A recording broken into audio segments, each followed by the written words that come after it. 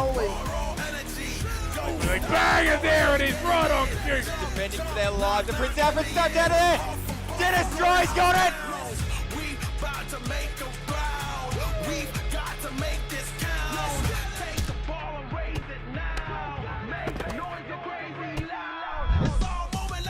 Jake Tucker's taken off. They're a game of percentage clear.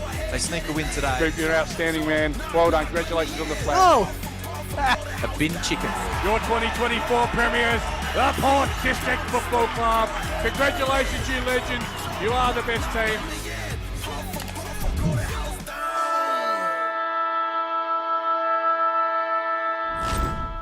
Welcome to Matchday Live, right here on Filming Footy, in the final round of the regular season in the BTR Excavations Division 1 Adelaide Footy League.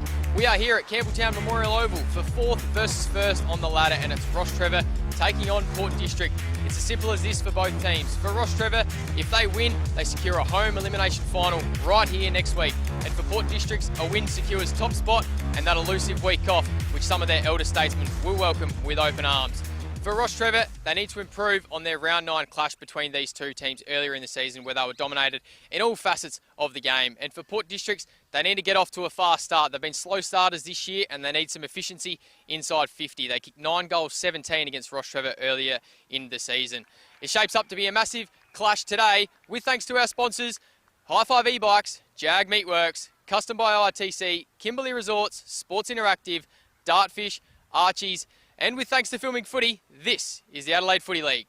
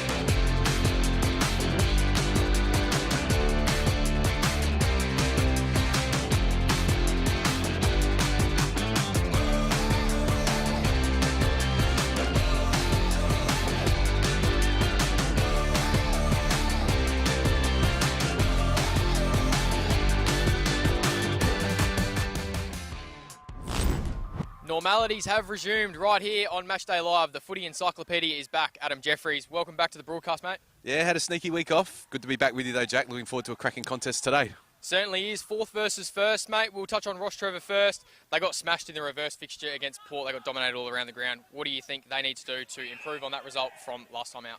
Yeah, they'll play better at home, I think, Rostrevor. We've seen them had some good results out here this year so far. What's happened in the past, they're not so worried. They're worried about today and shoring up their ladder position in the finals, because she's pretty tied up there, Jack. For Port, they're probably going to need to get off to a good start, aren't they? They've been slow starters this year. They probably can't afford to do that away from home, can they? Yeah, they have had some weird first halves, haven't they, and then come back through. But they need to win today as well to shore up top spot. If they lose and Golden Grove get a big win, which they'd expect, they can finish second in the top 5 system. That's a big difference. So a lot on the line for both teams today. And conditions overhead and on the ground, it's almost got a finals-like feel, not to mention the ladder position of both of the teams. They're going to be playing finals, but the weather, it's like spring, isn't it? Should be a great day. Yeah, you said it right. Normally round 18 we get this little burst of heat, don't we, where everyone's getting excited for finals footy. It's about 20 degrees, I reckon. Almost going to get burnt out here today. Great for the players after a long season. They can smell the finals. Should be a great game. Make sure you stick around. This is Matchday Live right here on Filming Footy.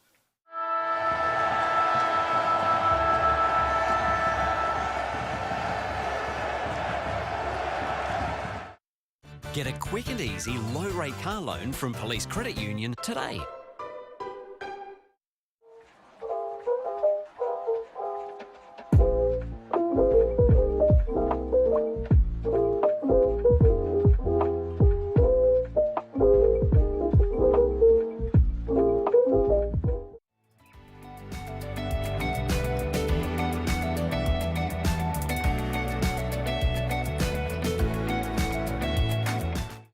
New Hyoketsu, vodka, soda, and frozen natural fruit juice. Hello, yes.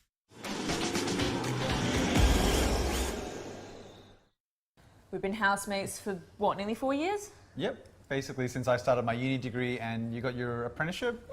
It's been really good. Like, it's the little things, you know? Like, one of us is always around to house it when the other goes on holiday. And one of us is always ready to help the other out of jam. I don't know. Yeah, happen again. It's usually me. My HECS debt doesn't leave a lot of room for holidays or working transportation or food. But it's worth all the debt, right? No. But what about your debt? Debt isn't a problem for me. I get paid to learn.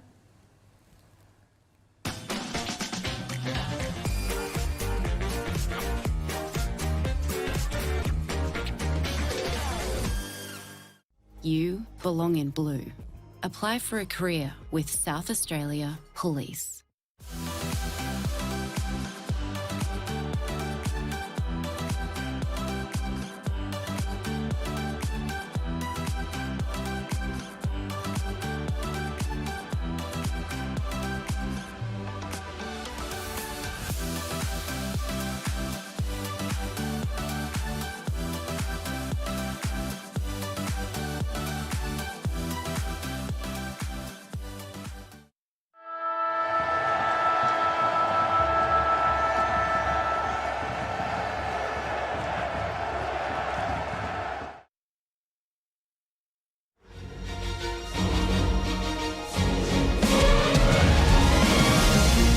Welcome one and all, this is your BTR Excavations Division 1 Matchday Live right here on Filming Footy.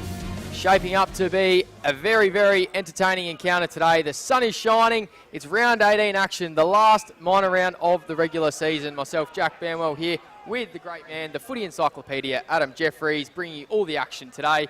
Adam, welcome, and what are you most excited for in today's game? I'm always excited round 18, Jack. This is a great day for footy. Like I said, it's a little bit warmer. It's just, it's exciting. Football, as much as we love football season, it can be a grind, can't it, right? Like we've been doing this for 5 or 6 months. You get through the winter period. We love it, but this time of year, it's when it's exciting. So looking forward to today's game. There's plenty on the line for both teams, which is what we want. There certainly is. We'll crack straight into it and head to the ladder where there will be some changes heading in all different directions of the ladder. At the top, Port Districts today, who are taking on Rostrevor in the Matchday Live match of the round. They're sitting top, Golden Grove in second, St Peter's third, Rostrevor in fourth, Sacred Heart and Salisbury North, they're fighting it off today for that fifth spot. Glenunga in seventh and Prince Alfred and Payneham at the bottom of the ladder, fighting it off in relegation today. Payneham taking on Glenunga, Prince Alfred taking on Golden Grove. We'll have those around the grounds updates for you as the day progresses. And Broadview are taking on St Peter's, and they're just limping to the finish line. There are the Tigers, but we will focus on today's game, and it is Port District taking on Rostrevor. 14 wins, 3 losses, 11 wins and 6 losses for Rostrevor. And straight off the top, I don't want to sound too wacky here, Adam, but if the viewers at home are looking at the ladder, they think Rostrevor is safe. But if a weird and wacky result happens at Salisbury North and Sacred Heart, Rostrevor could miss the finals. It's highly unlikely, but there's still a possibility here. Yeah, we've obviously been going over the ladder, haven't we? Every game today has something riding on it, doesn't it? So if there is a draw at the other venue, Rostrevor lose today, they can miss, which would be, they're probably not thinking that way, are they? But they've got to come out and win the game. But yeah, some strange things do happen in round 8 in Division 1. We've seen it over the last couple of seasons, at the top of the ladder and at the bottom as well. One of the Rostrevor guys I was talking to before, they did say, geez, I just hope it's not a draw at Sacred Heart and Salisbury North. So they know that that can be the case. As we look to Rostrevor's season, and it's been a sensational season back to life in Division 1, hasn't it, Adam? Yeah, I agree. I wasn't sure. When teams come up from Division 2, the Division 2 premiers they were last year, you never know how they're going to go in the top tier. It is a jump up in standard. There's so many good teams in Division 1. But for them to come straight up, they've won 11 and a half games, I think it is, sitting in fourth with a potential double spot on the line, double chance spot on the line. They've had a great season. They're a young team as well, Jack. They're not stacked with old veterans and guys that have played 150 SANFL games, a lot of school leavers, guys that have dabbled in the SANFL, but they've got a young team. If they can keep them together and add 1 or 2 recruits over the next few years, I think they can have a big long run in Division 1 Rostrevor. They've had a really, really good season, but it's not over for them yet. They want to make the finals and win a final at a minimum. I 100% echo those thoughts there, mate. I had a little one-liner for them at the start of the year, and it's not a case of if, but when Rostrevor will be the Div 1 force they were many years ago. And I think we are seeing another start of another dynasty for Rostrevor in Division 1. They've had Port District season outlook now. They've what premiership hangover for Port Districts? It's been a really, really good year for them. They've just hit the ground running. They've had some slow starts, but the experience and the talent in this team, it sees them through in those second halves to come back and win. Yeah, I've been impressed with Port Districts this year. Normally the team that comes off the flag just lacks a little bit of hunger the following year. It's easy to say, oh, they've got the best list and all that. We saw in 2023 after their 2022 premiership, they really limped through the season and lost an elimination final. But this year, not the case. They are the best team in the competition on their day. They're not miles ahead of everybody. If their best players are on the park and they play their best, they are the best team. 14-3 in Division 1's a pretty dominant season, isn't it? Just the 3 losses there. So, yeah, no, very impressed with Port Districts. They've looked hungry all season, so they'll want to finish off today, and they'd love to get top spot. They do have more of an ageing team, Jack, rather than Rostrevor. So their older players getting next week off, I think, is crucial, and they'll come out firing in September. Definitely echo those thoughts as well there, mate. You look across their sectionals, 6-week block, 1 loss, and 1 loss in those. So that's how you would want it to be if you're a Port District fan watching on at home. The 2 losses, Sacred Heart and St. Peter's, the 2 college teams, they were by around about a kick, and they did get a bit outplayed against Golden Grove, but you can forgive them for having 1 lapse throughout the season. And the last couple of weeks have been interesting. They come up against 2 teams who are fighting for final spots. They got the job done against Salisbury North, and obviously they take on Rostrevor today. As we look at their lineup, Rostrevor, and it's 3 changes for them. It's Matt Nistransky, who comes into the team, Josh Shute and Jackson Thomas into the team for Jake Slivak and the Bradford brothers, Tom and Josh. Going across Rostrevor's team, Adam, who are some of the standouts that you think can take the game by the scruff and really go toe-to-toe with Port today? Yeah, like I said, they've got a really good bunch of even players. I like Lanzoni. He's always good for a few goals. Kicked about 40 goals this year as a small forward. Also impressed with Di Mateus, He's had a really, really strong season. I think he had 30 disposals last week. Tramfer's another good player. Gives them a bit of mongrel as well. Tramfer's always lipping out there and getting stuck in the opposition. Boxer, Wakeland can take a big mark as well. So they've got 21 just really good players, and they'd be hard to match up against, because who do you tag? No, they don't have a star-studded forward line, but they just get the job done, Jack. That's what I like about Rostrevor. Very even team performance.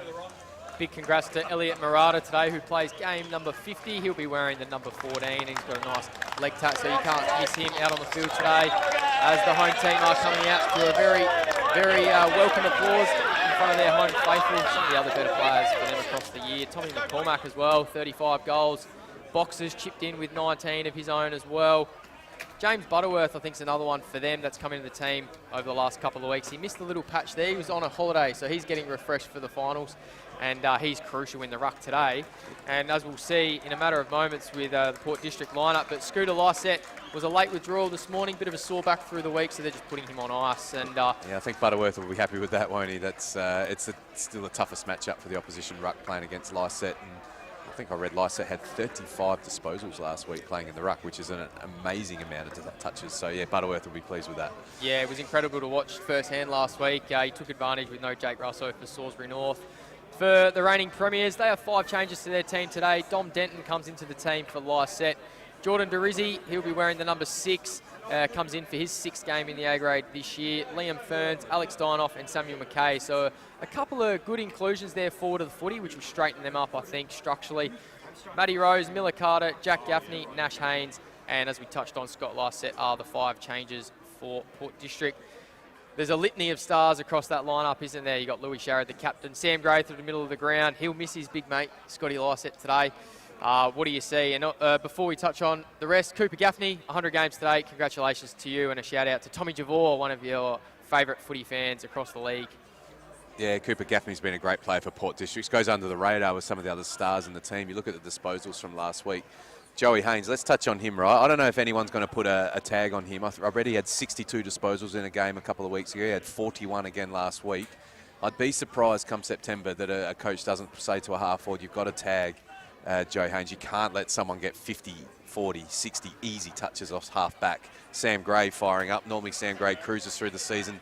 Noted he had 34 disposals last week as well. So they're firing on all cylinders. What they do lack sometimes is a potent tall forward, but they sort of do it by committee, don't they, Jack? They've just got enough spread of good players, and their scoring power's been pretty good this year, not having a dominant tall forward. Yeah, it certainly has. They're sitting second in the league for offence, averaging around 80-odd points per game.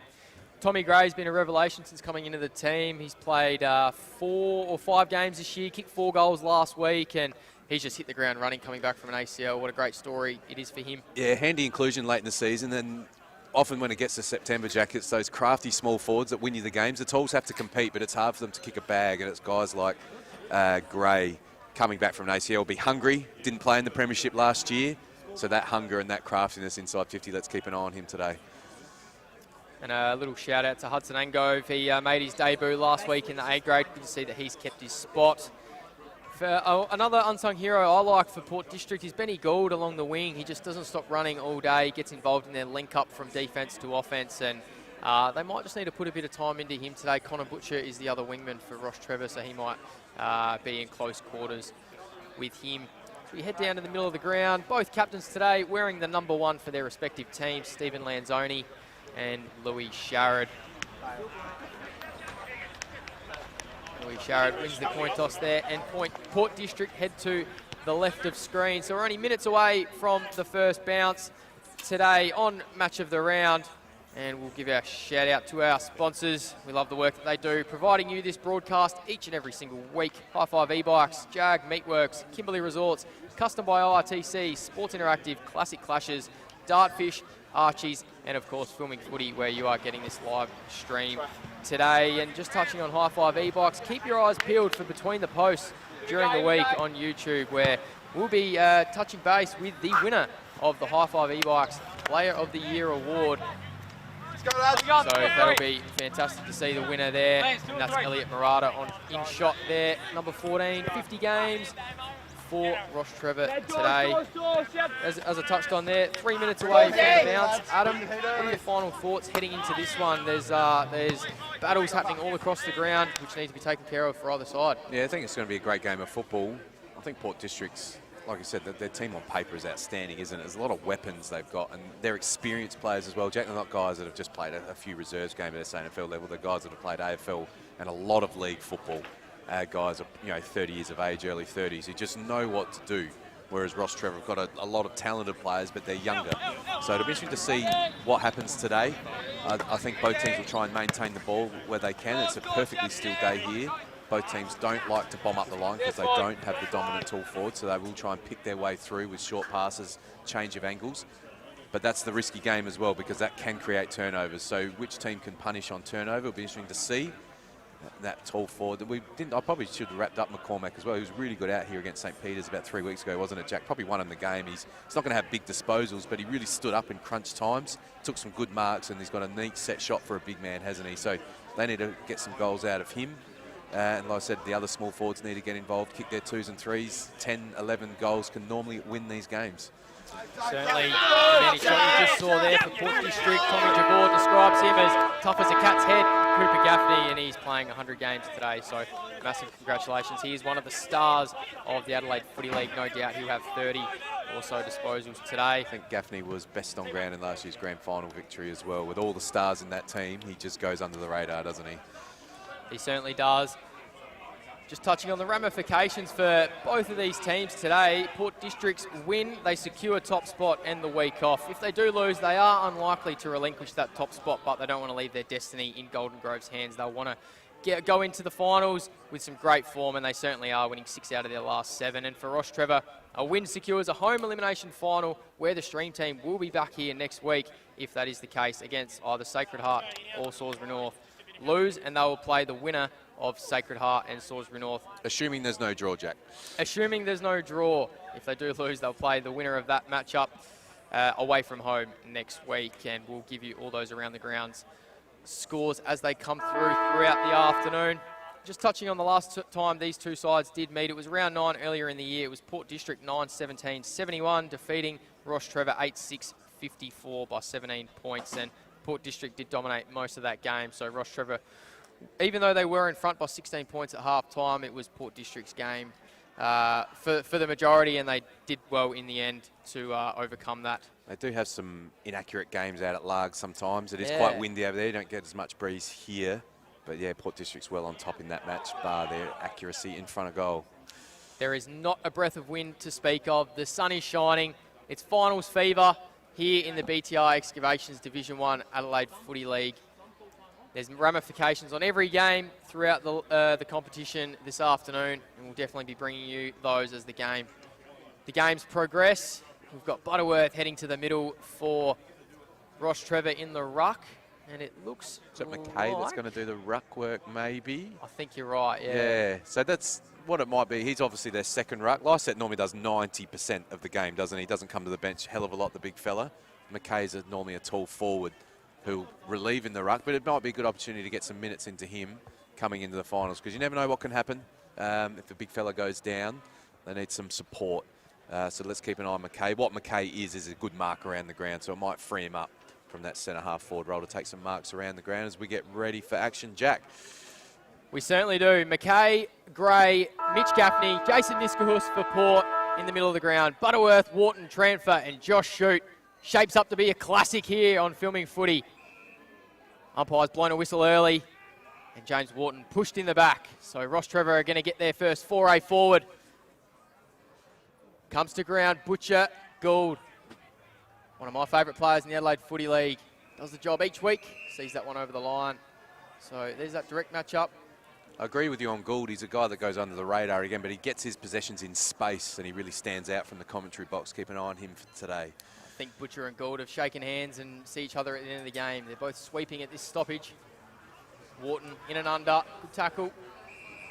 Ball stays in, and that's Mitch Gaffney on the bottom of that tackle. So Butterworth and McKay lock horns.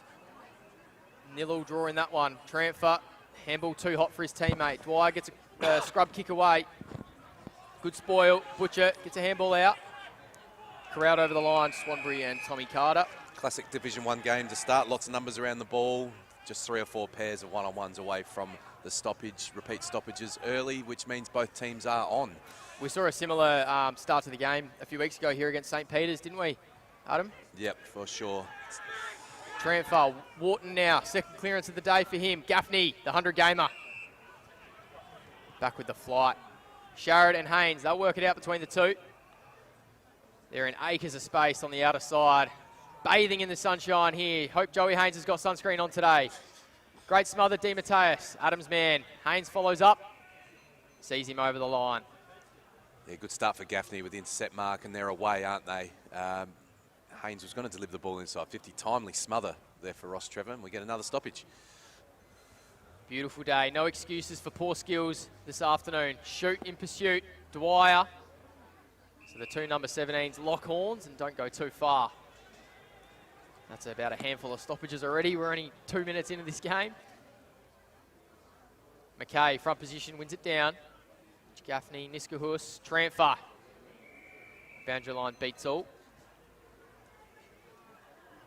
Beautiful day here in Campbelltown in the northeast of Adelaide. Great game coming your way on Filming Footy. Butterworth, Wharton on all fours, gets a hand out. Gaffney, umpire paid a throw there on James Wharton. He wasn't slick enough for the umpire, who was in perfect position. Bit of an open forward line for Port. Carpeney at his ankles. Rostrevor have plenty of support on offer. One of them's Darcy Best. Nice ball in the middle of the ground for Butterworth. Here go the runners for Rostrevor. Poor handball, put him under pressure, but Di Mateus with a bit of poise, arched the back. Wharton, now they're out here, Rostrevor. Tranfer, just held up momentarily in the Wakeland direction. Ferns with the interception. Gaffney, Davidson back to Gaffney, and he just gets it out of the area. Who can fly? Ferns, good spoil, Rostrevor. Derizzi off the ground. Sam Gray out in acres of space is his brother Tom, and he's going to stroll into the open goal and kick the first of the afternoon. Tommy Gray. Yeah, fast rebound. Xavier Tranfer won't want to see that replay. He was wheeled onto his left and just munged a kick inside 50, unfortunately, for his team, and then within 10 seconds, Port had scored a goal at the other end. So that's one he'd like to have back, but that's okay. It's early days. Tom Gray's super smart small forward. He doesn't need to lead up with the ball. He just ducked cleverly out the back. Got the easy Joe the Goose to start the game, so well done to him. Turnover punished, like we spoke about in the pre-match, Jack. Turnover, goal in an instant. Good start for Port Districts. Just the start that Josh Ramsey would have wanted. They've been slow starters this year, Port, but he wasn't too concerned. He knows there's the talent, the experience and the grit to come from behind, and they've done that on plenty of occasions this year, and they're away again here. If they can get through, Niskahu's taken high.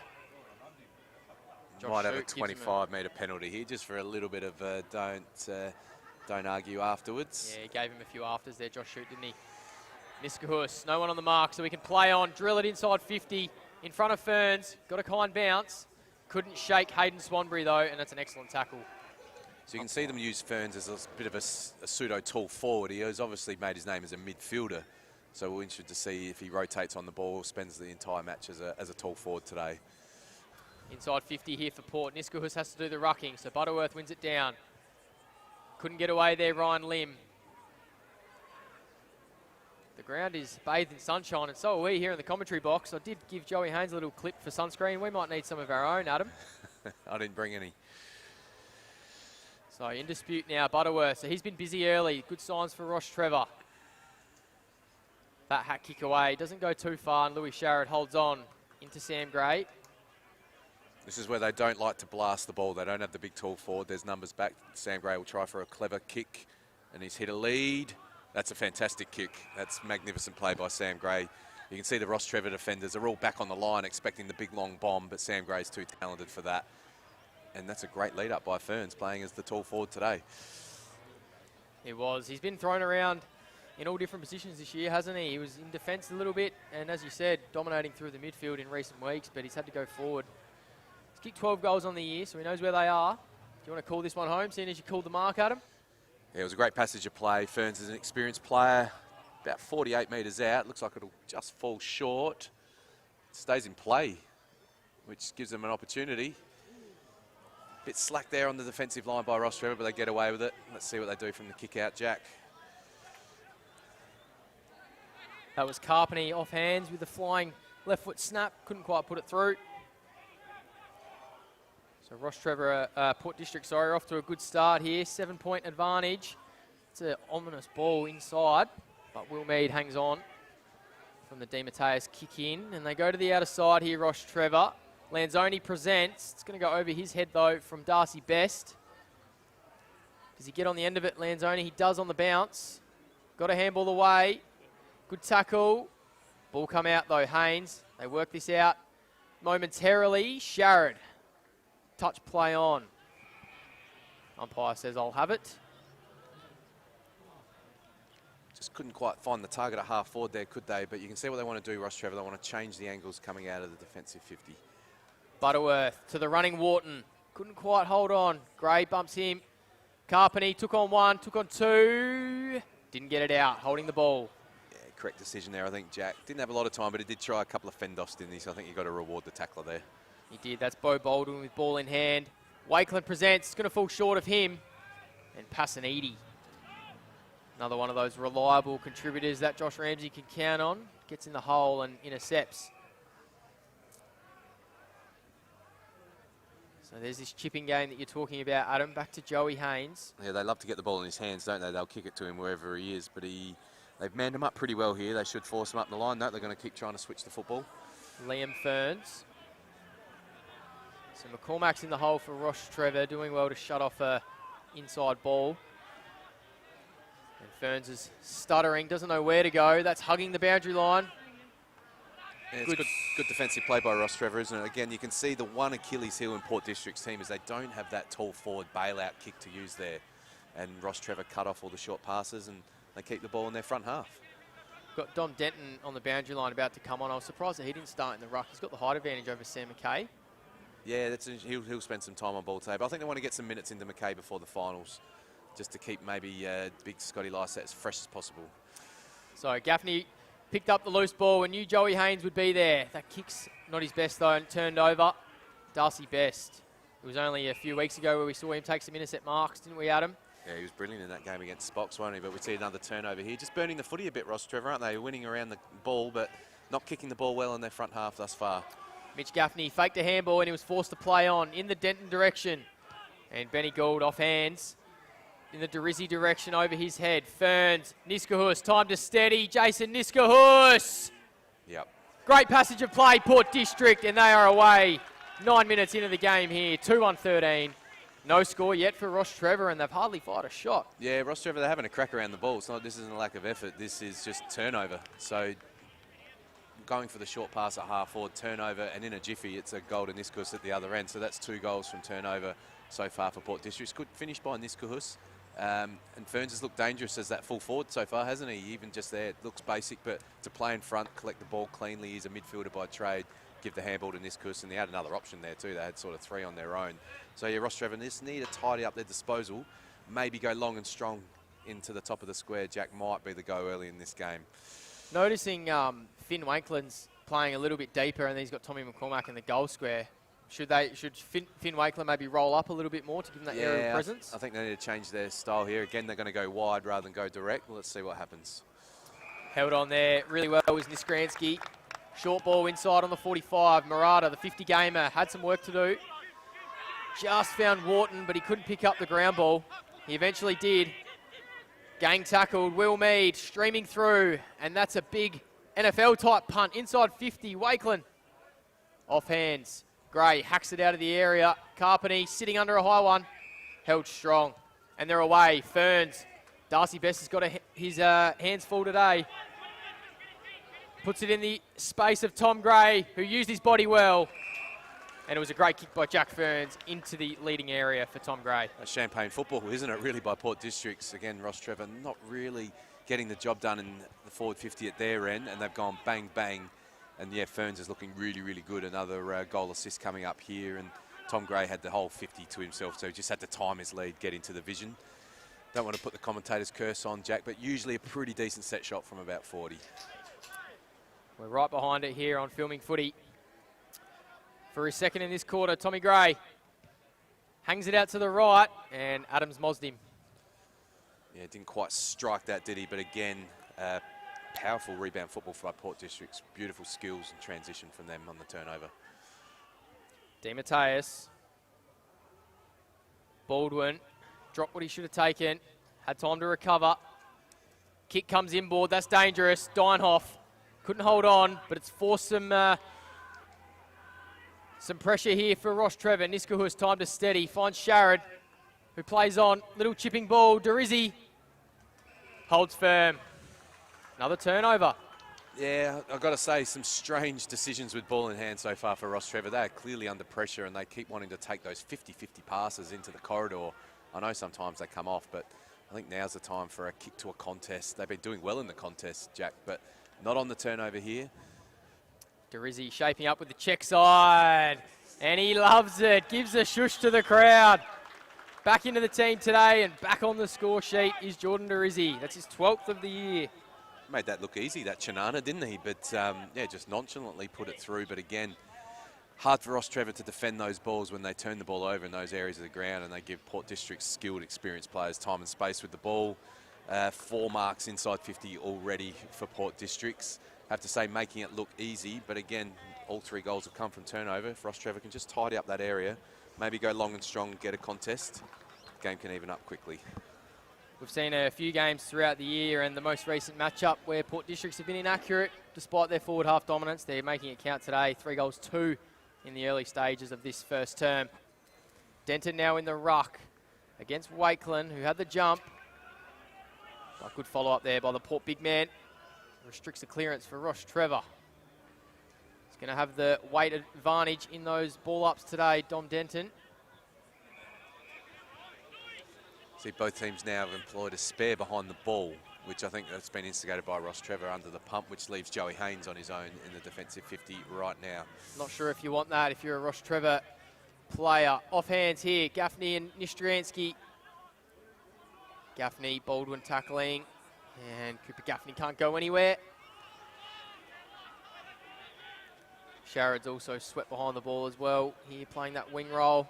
Wakeland, transfer with the clearance. Not quite. Couldn't get a kick away. Murata to the one-on-one. McCormack. And Moddy Statch can't let McCormack get a touch on it, so he's going to have the kick in for last disposal. And Liam Modestach is a good young player too, isn't he, Adam? Yeah, he's played a great role for this team. Sort of come out of nowhere a couple of seasons ago. He was a skinny kid, but he holds down a key defensive post for Port Districts every week. He clears and with the fly! Finn Wakeland. Huge mark. Can this spark something for the home team? He pumps it long. Another fly off hands this time. Tranfer couldn't get a disposal away, and it's going to be a ball in for the home team. Take a look at this one on the Dartfish replay. He is a fantastic marker, isn't he, Wakeland? He flies for them every week, doesn't always take them, but he's a nominee for the mark of the week. He made that look easy. That's a fantastic mark by Wakeland. McCormack in the ruck with the left paw. Can't get it anywhere. Tranfer, good pressure. Same as Lanzoni. Haynes clears for Port.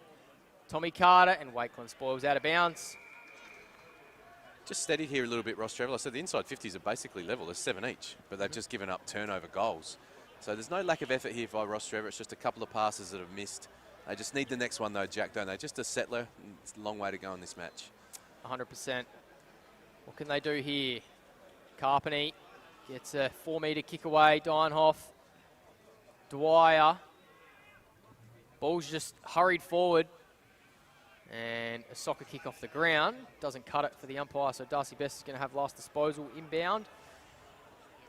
There'll be a lot on his mind. Damien Boots. Charles Kemp. Can Rostrevor orchestrate the switch? Butcher's on his own, but he's 1.5 kicks away. Maybe not. He's got a fly here. Benny Gould. Butcher did well. Working hard for him in front of our commentary position is his teammate. Hayden Swanbury. He pumps it down the line to a 1-on-4. Butcher streaming through. Right place, right time. To a 1-on-1. Lanzoni. Good spoil by Passanidi. Coming through, Niskransky. Gaffney, good tackle. Did he take him on? No, said the umpire. Yeah, good tackle there. I thought Lanzoni was maybe a little bit stiff not to get a free kick. Looked like there was 2 arms around. But don't mind, umpiring's been good so far. Let them play. So there's your man in the hole again, Joey Haynes. They can't hack this one forward here, Rostrevor, or else he'll eat it up. Tried to handle their way out, but no cigar. Lanzoni's gone down to try and equalise, hasn't he, Adam? Yeah, tricky job, though, leaving Haynes on his own. Rostrevor built a wall right from this stoppage. Obviously just trying to stop the momentum that Port Districts have with those 3 quick goals, and it's worked. This is where it's a tricky one as a coach. You need the next goal, but you've got the spare behind the ball. Lanzoni's trying to get to Haynes, a little bit going off down in that forward pocket, actually. Keep an eye on that. Wakeland, third man up, won it down to Tranfer, who pumps it inside 50. Gets to ground. This is where Rostrevor can go to work. Lanzoni got a handball out. Only as far as Port, though, and it's with Gray. Now Angove. Tackled over the line. Umpire says holding the ball. So Bo Baldwin's got it on the junction. He pops it up. Joey Haynes is in the hole and he flies. Comes to ground. McCormack sees it over the line. At least they've got some good field position now. Rostrevor was at Angove, the young player for Port Districts, just needed to take that ball out initially, didn't he? Trying to keep it in and then got caught holding the ball. Good field position here for Rostrevor. They need to get it in the low, make the umpire make a decision here, see if they can get a sneaky high free kick, get a shot on goal. Looks like an Oz kick game down in that forward 50. There's players everywhere. Tranfer. Got a handball out. Davidson, only as far as Mead. He sees one inboard, but it's over his teammate's head, and Port can rebound. They need to get on their bike here, Rostrevor. They're doing well. Haynes now spreading for Port. Stepic, nudged under it by Tommy Gray. Umpire.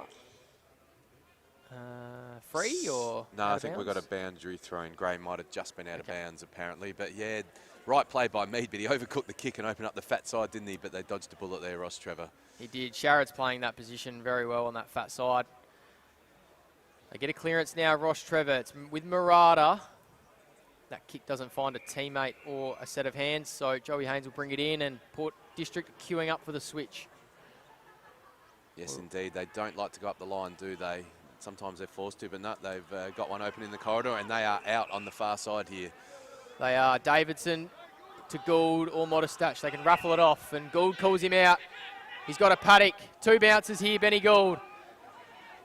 Tommy Gray's leading, goes in his direction. Kicks overcooked. Does a hand get on the ball? No, it doesn't. Yeah, so great run there by Gould again. 3 bounces. Just didn't get the kick right inside 50, but how good do Port Districts look on the turnover and rebound from half back? They certainly do. Rostrevor got their hands full at the moment. Kicked overcooked, but did well there. Now it's with Wharton through the middle of the ground. He arches the back. Ball comes loose. Holds on to Fern. Sam Gray got a handball. Looked like a funky handball, but Haynes clears. In the hole is Josh Shute. Good mark. Good protection by Mead as well. Just sold it enough. Protected the backer Shute there. That's well done. A good inset mark. They've steadied here, Rostrevor, haven't they? Just haven't been able to find any connection going inside 50. But other than that, the game's in pretty decent order. This one down the line to a 2-on-2. Butterworth flies off hands. Boxer brought to ground. Rostrevor calling for holding the ball, and they're going to get it. It's with Ryan Lim. Need to find a target here, don't they? Or get it to an advantage side of one of their forwards. Let's see what happens. They do. They go in the McCormack direction. Butterworth there too. Umpires found a free. Port District ball. Liam Ferns. So it's now 10 inside 50s to 8 Rostrevor's way. But they just can't find an avenue to goal. Ball spoiled by Rostrevor. Sharrod was nearly off to the races, but it just slipped out of his hand. Now Lanzoni can steady. He's kicked plenty of goals this year. How's that bounce? Not favourably to Cooper Gaffney. Benny Gould. Now they steady here, Port. Sam Gray. Niskahus. You speak on those inside 50s there, Adam. In round 9, Port Districts were plus 29, so they absolutely dominated the territory. It is a positive for Rostrevor, but they need a score, don't they? Yeah, 100%. Again, Lanzoni has received another boundary throw in here. Lanzoni again, it's easy in the commentary box, isn't it? But he'd love to have his time again. He's a better player than just dribbling the ball to the spare players. He could find a teammate or take the extra step and snap a goal. What can they muster here? We've ticked into red time in this first quarter. You're live here on Filming Footy. Match of the round. DeRizzi underneath it. So is Thomas into the team today for Rostrevor. Dienhoff. Butterworth got a handball out. Hacked forward. Ball in dispute here. Gray on the second attempt. Got it to Gaffney. Niskahus pumped it into the hole. Kemp's there for Rostrevor. At the back, Tom Gray. It fell in his lap. Yeah, he leapt early, didn't he? And he basically caught it as he hit the ground. So the early jump sort of got the defender out of the way. And then he just caught it while he was laying on the ground. Early nominee for Mark of the Day, and this will be his 3rd shot on goal. Already kicked 1 goal, 1 so far. 21.5 minutes gone in this first term. 4 games this year for Tom Gray, 14 goals. 15, should I say. He's kicked 1 today. This for his 2nd. He likes it, and so do Port. He hobbles off to his teammates with a slight limp, but he's got 2 on the score sheet, so he won't want to come off. He's in great form. He might have the sore coccyx bone after sort of landing on his butt to take that mark. It was a fantastic mark. We'll have to see a replay if we can, but again, the inside 50s are 11-9 Rostrevor's way, and it's 4 goals to 0 the other way. They've taken 5 marks inside 50 Port Districts, so they just look dangerous when they go in, don't they?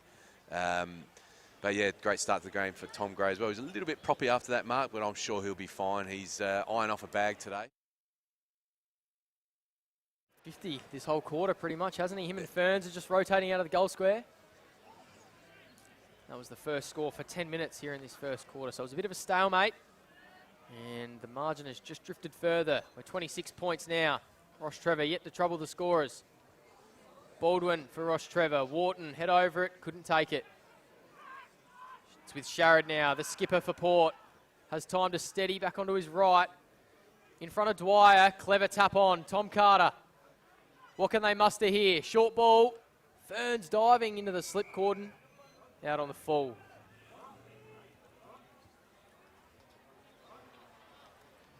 "23 minutes gone here on Filming Footy. Match of the round action. Round 18 of the Adelaide Footy League. The last minor round of the year. Flying high. Wakeland. It's his 2nd big mark of the day. Just what his team needed as well. They couldn't afford to take any risky switch kicks. They went long up the line and Fantastic mark again by Wakeland, who's a real good aerialist. For a young guy, he carries a bit of load in this team, doesn't he? Yeah, agree. If I've Rostrevor, if I can recruit an experienced tall forward next year, I'm trying. McKay dropped it on the lunging mark attempt. If they can just get a settler before quarter time, Rostrevor will just do their confidence the world of good. They're not playing that badly. The scoreboard looks ugly, but they just need to find it. Just a little settler back here. But again, Haynes on his own. They're outnumbered in the defensive 50. Gray on all fours, slapped it out. Rostrevor have the numbers. Can they find a kicker? That's a fortunate. Butterworth lowered the eyes, couldn't find Butcher. Gould coming through, says I'll have it. If no one else wants to attack the ball, I will. And it's gone out of bounds. That's why he's a good player as well, Gould, isn't he? You see all the attacking run, but he's back saving a goal there as well. Right play by Butterworth, isn't it? But again, just can't find the target and get that shot on goal, Rostrevor. They're close, they're not far away. Wakeland in the ruck now. Ferns wins it down. Wakeland, just a game of volleyball, slapping it back and forth. Boxer holds on to Dwyer. 24.5 minutes gone. Can't be too far away from quarter time now. Wakeland's on his own. Top of the square. Can they get it there? No, they can't. Just moments ago with Butterworth there. Even I was surprised that it fell into his lap. It was a horrid kick that just fell in his lap, didn't it? Yeah, just didn't take the fortune though, did they? Still a minute or two to go here. Let's see what they can do in this forward pocket. Tranford gets some space. Time for a handball. Finds Shoot. In front, Wakeland. Yeah, he's been good so far, Wakeland, hasn't he? You made mention he's taken the big contested marks, and he's for a tall guy, he's super quick off the mark too. He just got in front. The hat kick always drops short. And I know it's in the first quarter, Jack, but his team desperately needs a straight kick here. Desperately is an understatement, I think. 26 points isn't a big lead for Port District to mow down, but it's big for any other team in the comp against Port. #1 defence in Division 1 this year. Finn Wakeland needs to kick this to make some inroads for his team just before quarter time. And he's pushed it across the face.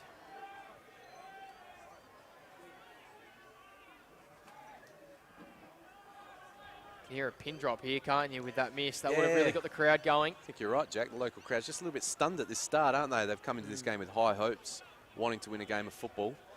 And yeah, first score of the game, 26 minutes in. Still 90 seconds to go in this quarter, so still time. Haynes with the long kick out to the wing. He's kicked it about 75. McKay just slipped out of his hands. That would have been away if he could take that mark. It's a bit of a weapon, isn't it? Haynes can still kick the ball 55, 60 metres. He can trot 15 metres out of the goal square, and they're on the wing in a jiffy. Wharton trying to burrow through. Eventually does with a handball. Gray bumped his own teammate out of the way there, I think.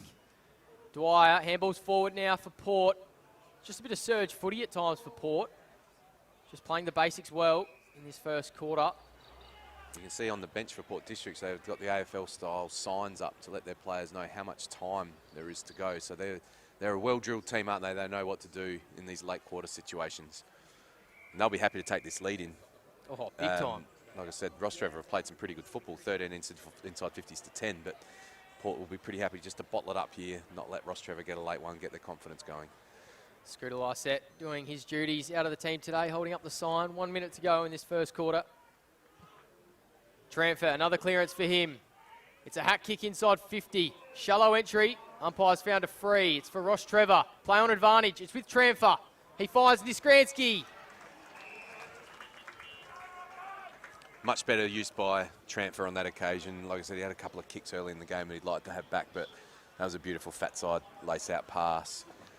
And again, we don't want to put the commentator's curse. This guy's normally a pretty reliable shot for goal from a range like this. Again, team desperately needs it, Jack. They've been on top really in the last 6 or 7 minutes, haven't they? Just need to get that goal, get their confidence up. They have. Niskransky right on quarter time. It's coming back. Hits the woodwork. Quarter time here at Campbelltown Memorial Oval. The away side, they are off and running. Your reigning premiers Port District hold a 4-goal lead against Rostrevor. This is Matchday Live right here on Filming Footy.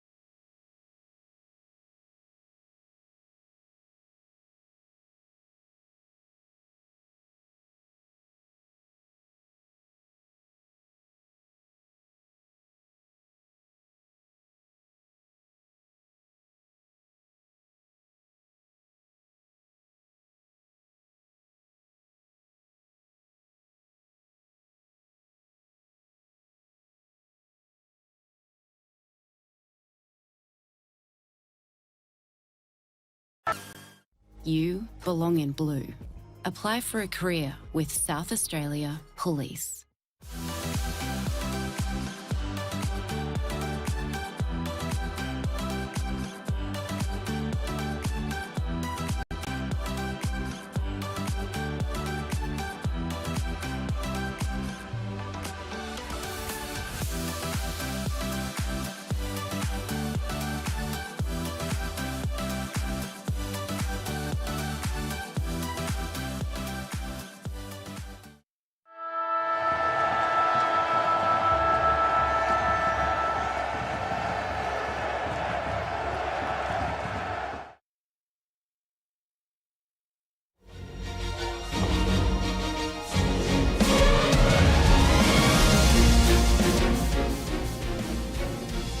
Quarter time here on Matchday Live.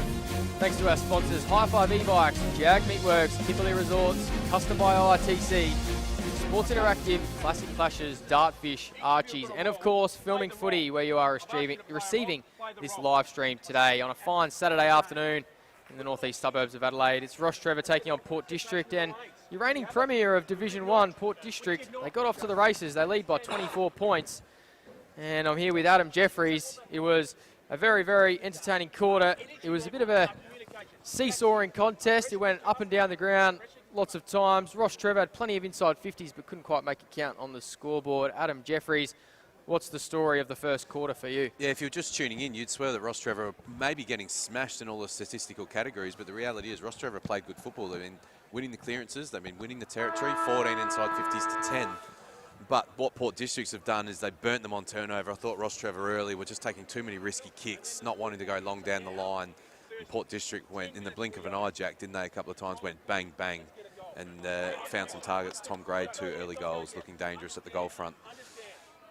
It took Rostrevor 26 minutes into that first quarter to register their first score, where they kicked 2 set shot behinds from relatively comfortable positions, so that could come back to bite them come the end of the game if they can mount a fight back. It is 4-goal margin here on Filming Footy. Some around the grounds scores as well, because every game in Division 1 just about means something to every team. It's Sacred Heart leading by 5 goals against Salisbury North. They got off to the races. 33 plays 1 at quarter time. Glenunga 27 plays 12 against Payneham Norwood Union in a relegation shaper there. PNU need to win to avoid relegation, or have any hope of avoiding relegation if Prince Alfred lose, and they are currently 19 points down against Golden Grove PAC. And the other game, St. Peter's taking on Broadview. St. Peter's doing it comfortably there, as we probably expected, and unfortunately for Broadview, it looks like they're going to be 0-18, heading to Division 2 next year. But right here at Campbelltown Memorial Oval, where to for Rostrevor, Adam Jeffries? Yeah, like I said, they're playing good football around the ground. The defence have been pretty sound, haven't they? They've just been burnt on turnovers. They just need to win this quarter, Jack. Just get that first goal here, even if they have a 4-goal to 2 quarter or something like that. They're right in this game. Joey Haynes had a stack of it for Port. Gray with a few clearances. Niskahus getting involved forward of the footy. Same as Louis Sharrett out on that wing. And for Rostrevor, Finn Wakeland was the aerial threat. Took a few very great clunks up the ground. He's going to need to do more of that as the day progresses. And Xavier Tramfer head over it in the middle of the ground. Had plenty of the footy and found some connection inside 50 later on in that first quarter. Can Rostrevor mount a comeback? We'll wait and see. It's in the middle of the ground. Tramfer off the deck. Don't argue Sam Gray, and puts it on the right boot and says, mark that one. No one can. Liam Ferns. Handball, missed his teammate. Lanzoni took on 1, took on 2, handballed it to himself. Where does it fall? To Joey Haynes, who kicked it into his teammate. Tramfer, time to steady. It's not going to get there. Moddy Statch, good body work. Thumped it through for a behind. Yeah, again, Tramfer's everywhere at the moment, isn't he? He got the centre clearance, he got the ball inside 50 again. Lanzoni looking dangerous. But Modestach, underrated, isn't he, Jack? Great spoil on the line, great body work. Sharrod running himself into a little bit of a pickle. Modestach has Passaniti for support, sells a nice bit of candy. Puts it down the line, Ferns. They all run underneath it. Derizzi ends up with it. Held by Wharton, got a kick away. Jack Ferns in pursuit here for Port. Just taps it to his own advantage. Gets a handball forward, so they've surged at 50 metres without a proper disposal. And now it's with Dawson for Rostrevor. Has to retreat all the way back to his back pocket to Stepic. With a bit of composure, finds a teammate. They can't turn it over here, Rostrevor. They bite one off in the middle. It's with Mead. On short is Best, and they're away. They play on, straight through the middle of the ground. Butcher on the wing, has to be tough. Passanidi was tougher. Comes to Sharrod. Goes into his left foot, inside to Denton. Wharton coming across. Carpeney off the carpet. Strolls into 45 and nails it. That's all Passanidi on the intercept there, isn't it? Looked like they were away, Rostrevor. They chipped the ball, they got the ball out. But Passanidi just steamed out. Caused the turnover on the 2v1. That shouldn't be underestimated what he did there. Good composure there, but Carpeney, that's a classic front and square goal, isn't it? He just sat at the front of the pack. I think it was Big Denton made the contest against 2 and he just strolled into 40. And again, Rostrevor doing a lot of things right, but Port District's just with class on the turnover. All 5 of their goals have come from turnovers. Jack, well done to Passanidi. Set that up. He'll get plenty of rewards on the video review this week, I reckon. Carpeney will be pleased with that one as well. Just chatting in the pre-game. He's kicked too many behinds for his liking this year, so he's back on the score sheet. Kenny Carpeney. Tranfer, another clearance to about 40 out. How does it bounce? Lanzoni first in the race. Gaffney comes through with a socket. Has time to pick up, and Lanzoni escorts him over the line.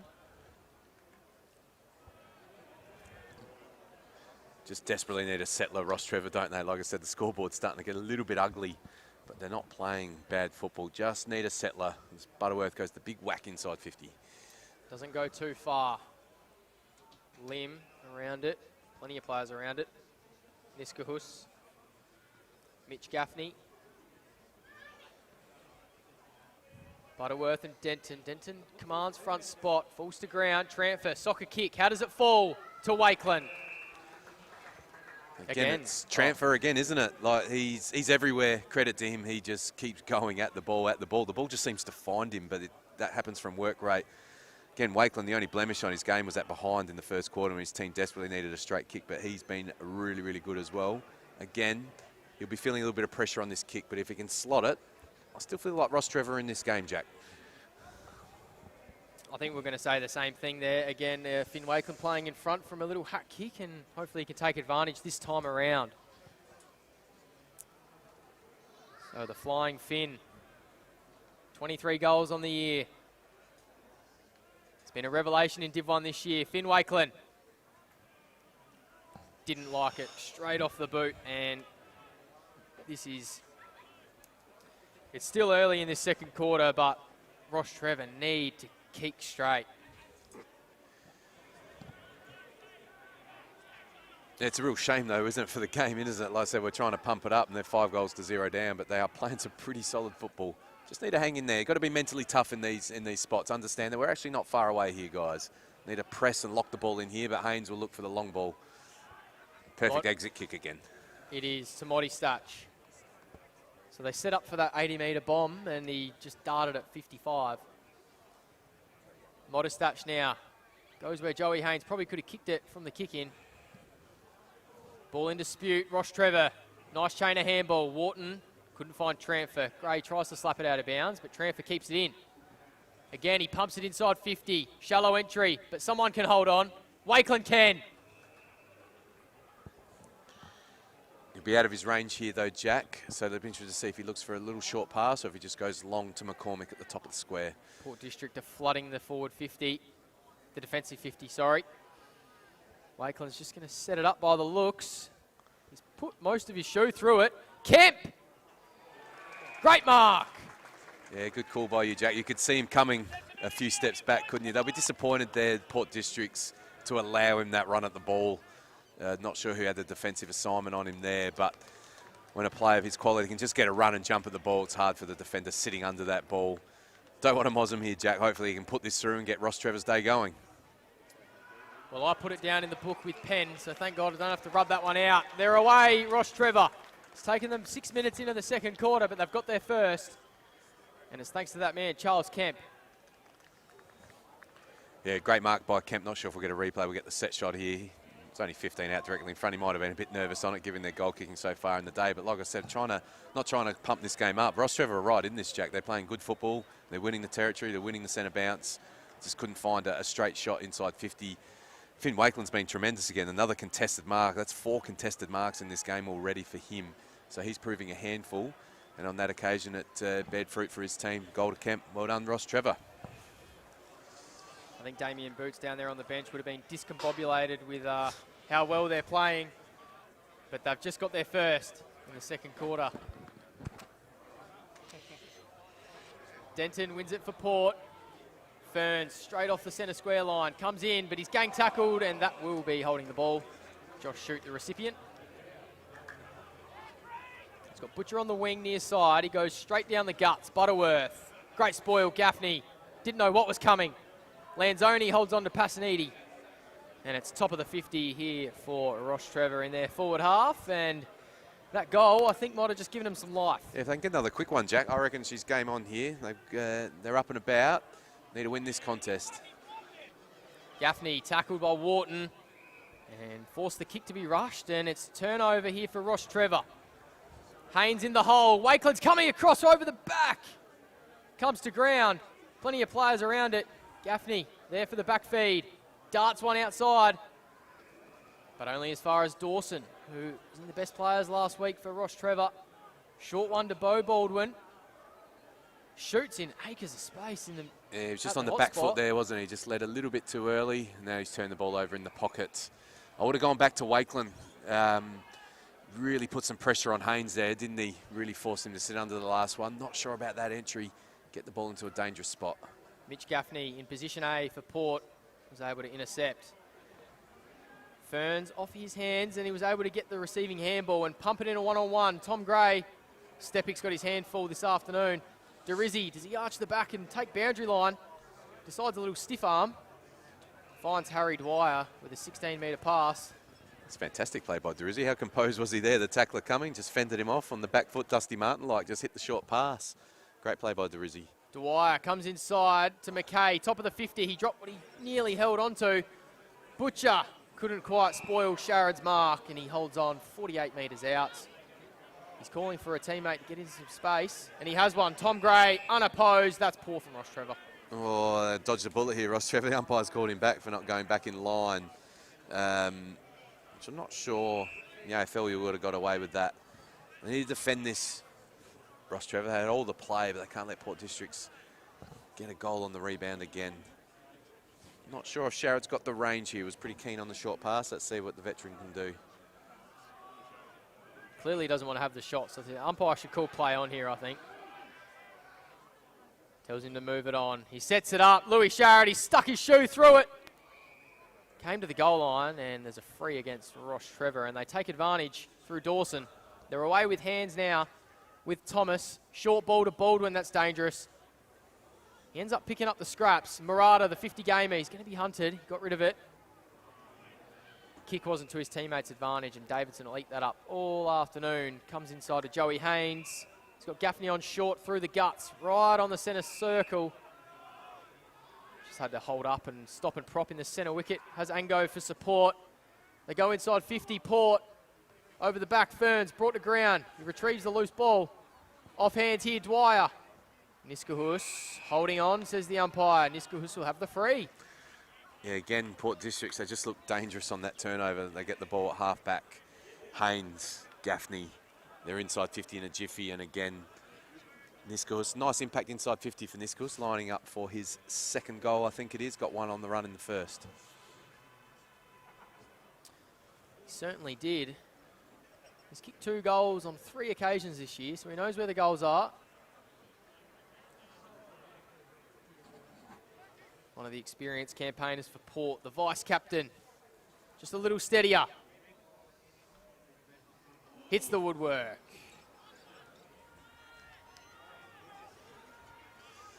Just dodged a couple of bullets here, Rostrevor, I feel. No risky pass here. I'd be going long and strong to a contest, trying to get some territory back in their front half. Doesn't look like they want to do that. They're going straight up the guts. Jet Boxer underneath it. Held firm. He looks up and he sees Cooper Gaffney in the hole. He tries to take it on. McCormack now. He's got 2 to beat. Can he find the boundary line? That's a good effort by McCormack, actually. Not much in that, but two opponents on him to get a boundary throw in. That's that territory I spoke about. Just get the ball out of the danger zone. They've been good at the stoppages. Rostrevor dodged a couple of bullets. Try and get the next goal. Third man up, Murata wins it down. Mead in pursuit. Boundary line beats all comers. And again here, Rostrevor, they're winning the stoppages. They're trying to send an extra up to the ball, but Haynes again on his own. I'm not sure you can win a game of football, Jack, if you allow that. We should see how that plays out. McKay won it down only as far as limb. A few handballs for Rostrevor, and they go inside 50. It's not a great entry, and Sharrod holds on, and they execute the switch straight away. Umpire wanted to blow his whistle, but let it go for Angove. He streams away with a bounce, puts it in front of his teammate, Mitch Gaffney, who's got to do something really special here to keep it in and not get it turned over. He can't. It's with Rostrevor. Butcher comes boundary side. Darcy Best. Short one to Pat Dawson. Rostrevor looked to switch once again. He's got Murata in the pocket. Goes further than that to Niskriansky. And they look to come inboard straight away, don't they, Adam? Yeah, they want to take that risky ball. But again, that's probably going to prove a turnover. 1 on 3. They nearly got out. Transfer. They do eventually get out, but kick smothered by Niskahus. Stepik. Niskahus dove on it. Didn't want to take possession, so it's come out. Transfer. There's 3 Port Districts players around it. Lanzoni, the 1 for Rostrevor. Got a forward spoil. Gray. Umpire's found a free for Rostrevor here. There's 1 out inside the 50. McCormack. Umpire's pulled it back. Unfortunately there. Now Port Districts will be able to get their numbers back and flood the D50. There's still plenty of Rostrevor players inside 50 if they can just find the right one. Baldwin's leading into a pocket. Wakeland's come fat side. Can he get a fly? McKay, that's clever. Tap over the head. Yeah, that's an underrated thing to do. Not just spoil it back to the top of the square, spoil it over the line. Relieves all the pressure. Well done by McKay. A 24-point margin at quarter time, and the lead hasn't gone much further than that. It was 29, now it's back to 22. 1 goal apiece in this second term. 14 minutes gone here on Filming Footy. Matchday live. Final round of the regular season here in the BTR Excavations Division 1 Adelaide Footy League. Port District just racking up the fantasy points in their back half. Sharrod, chipping ball, Derizzi. He's working hard up the ground, the forward. Like this game so far, Derizzi. He's everywhere. Playing as a bit of a lead-up half forward. Playing deep, playing inside 50. Looks like a silky smooth player. He is. He's been in and out of the team, played a few reserves games, battled with injury as well. He was out of a game once this year with a spider bite. Adam, can you believe it? He's got the knee heavily bandaged as well, but he's playing a good game today, Derizzi. Impressed with him. Butcher inboard to Dawson. Does this open things up? There's plenty of players open if they can hit a short one.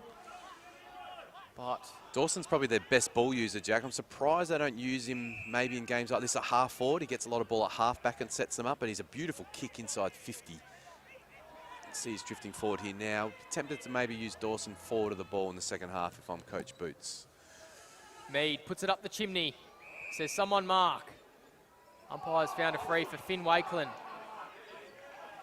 Your man Dawson's drifted inside 50 too. Yeah, just keep an eye on him. He was a goal kicker in the past. He's a veteran player now, playing as a set-up player at half-back. Not sure if Wakeland has a 52-metre set shot in him here. If he can't make the distance, he needs to get the ball 15 out, not to the goal line, where, again, McKay can easily spoil it over. 1-5, plays 5-3 here on Filming Footy. Not much in that free kick, Jack, but Wakeland's just worrying him enough now, isn't he, with his leap. Took the body early. Definitely. He's taken a handful of marks this afternoon, proving to be a handful. He's going to kick from 51. Pops it up. It's not going to make the required. Who can fly? Boxer tries. Just goes through Boxer's legs. Clean bowled. Carpenter tackles. So does Motti Statch. There's a bit of afters in there too. Carpenter getting involved. The umpire pulled a free kick here. A little bit of aggro in there. No, bowl it up. Good umpiring. He says, play on, lads. What can Rostrevor conjure here? Falls to Lanzoni. No, it doesn't. Ball just bounced away from him. Deinhoff shrugged one and cleared for Port. They are out. If Port can take it, they can't. Plenty of Rostrevor players around it. Stepic, nice chiseler, Ryan Lim. Plenty of Port players back in the hole. They come inboard to Darcy Best. Umpire paid a free or a Won't mark. mind that, Ferns. A professional free kick, you'd be happy. This just slows them down and allows Port to get more numbers behind the ball. It's in a good spot in the middle of the ground. He's got both sides of the ground to work with. Goes in the Wakeland direction. Drawn another free kick, I think he has here, yeah.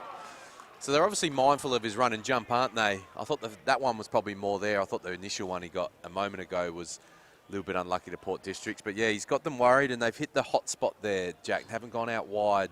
Get it to Wakeland and see what he can do. He's got another shot on goal. This one more within his range. He's had probably 4 pings on goal today, hasn't he? 2 from too far out, 2 from in close. Would love to get one. The game needs it, and he needs it for his confidence as well. He's dominant in the forward 50 at the moment, but doesn't have a goal to show for it. Yeah, for all his dominance, I look down and I can't see him on the goal kickers list. Is it third time lucky here for Finn Wakeland? It is. He loves it.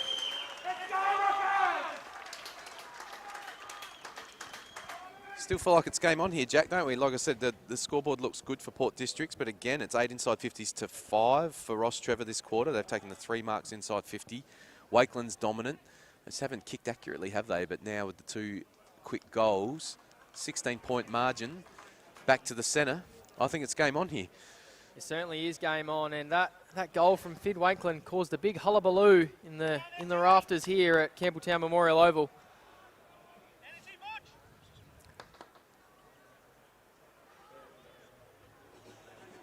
$18 minutes gone. We're coming into red time here in this second quarter. Rostrevor faithful just finding some voice. Butterworth clears over Gaffney's head, who is in the hole. Falls to Boxer. Time to steady. Jet Boxer! Just drifted to the near side. That would have brought the house down.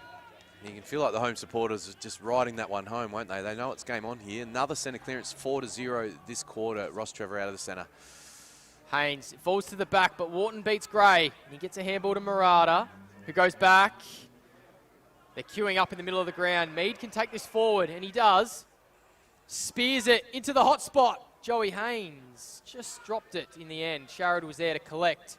And Benny Gould, as we so often see, we don't see him turn the ball over like that too often, but it works out in the end. Benny Gould gets it again to a one-on-one. Tommy Carter. Opponent spoiled, straight to Will Mead. Connor Butcher's going to receive this one on the near side wing. He has a runner. He's burnt him. He goes inboard to Lim. He played on, put himself under pressure when he didn't quite need to, but Butterworth, can he find a mark? He can, to Joey Haynes. Yeah, just didn't need to play on there after the build-up, did he? Just that composed step, wheel and get it into the dangerous spot. Haynes in the hole on his own. They're under pressure here, Port Districts, aren't they? But just holding up. They can launch a counter-attack here. And it's easy to relieve pressure when you've got Joey Haynes in your team and Jack Ferns, who can fly, but he couldn't hold on this time. He was quick enough to retrieve the loose ball. Darcy Best did well to shove him out the way. Butcher's got it again. Gives it back to Best. Straight down the eye, diddle-diddle. Boxer's got some work to do. Does really well with a spoil forward. McCormack. Boxer. He's going to get it. Taken high. Got a handball. Transfer, left foot snap. Another behind. 2 goals, 7. They're actually all over him here. Rostrevor, they are the dominant team in this second quarter, bar the goal from Carpenty early. All games being played right in front of us here to the left of your screen. But again, Tramfer, who's been really impressive so far, just couldn't quite kick him through the big sticks. Kemp intercepts for Rostrevor from the kick in. Does he get a handball out? No, he doesn't. And the umpire says, good night, Irene. Sam Gray. He enjoys his footy, Sam Gray. He's always laughing out there, I notice. He loves it. He loves the contest, loves the battle. We haven't called him a lot either today, have we? His team's under a bit of pressure here, and he just inserted himself with the disposal there. See what he can do in the next few minutes. They've gone in short again. have to Passanidi. Nearly fell to ground. But he was good enough to dive forward and mark. It's back to Joey Haynes. Sharrod. How often do we call those two in combination together? Haynes to Sharrod. Gaffney doubles back. And gets another disposal. Cooper Gaffney has Passanidi through the middle. Doesn't go there. Goes to his captain, Louis Sharrod. They'll be happy with this Port District, just owning the ball for a few minutes. Like I said, they've been under the pump in the last 10, having to defend a lot. Bites one off in the centre. Louis Sharrod. Baldwin spoils. Danger for Port District. Lanzoni. Cooper Gaffney on the goal line. Clears to Benny Gould. What did you see there, Adam? Yeah, again, Lanzoni, it's easy in the commentary box. He can kick a drop punt off one step from 40. Love to have that one back, but they're all over him, Rostrevor. Niskahus with some poise. Took the game forward. Denton was spoiled. Looks like he's paid an arm chop there. A little bit of a soft one, but they'll take it. Port Districts, they haven't gone inside 50 for a while. Denton's got it right on centre wing. Goes down the line. Dienhoff. Dwyer streaming into 60. Tom Gray, good body work. Yeah, he's paid the push. A bit stiff there. But the hand was there probably, Jack. One of those 50-50 ones. Again, Rostrevor dodge a bullet. 2 goals 5 this quarter for Rostrevor. Plays 1 goal 1. So they've been all over them. Butcher down the line. Kemp, spoil. Off hands, Boxer. 22, nearly 23 minutes gone here in this last term, second term.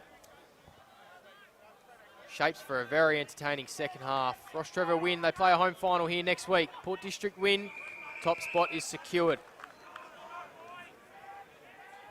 Again, you can see Haynes on his own behind the football, just shoring things up for Port District. So it's worked for them, hasn't it? Because they've been under the pump, but only conceded the 2 goals this quarter for all their dominance, Rostrevor. He's been good in the air too, Haynes. He's had to take a couple of big marks when he's needed to. Gray, kick smothered, Lim off hands.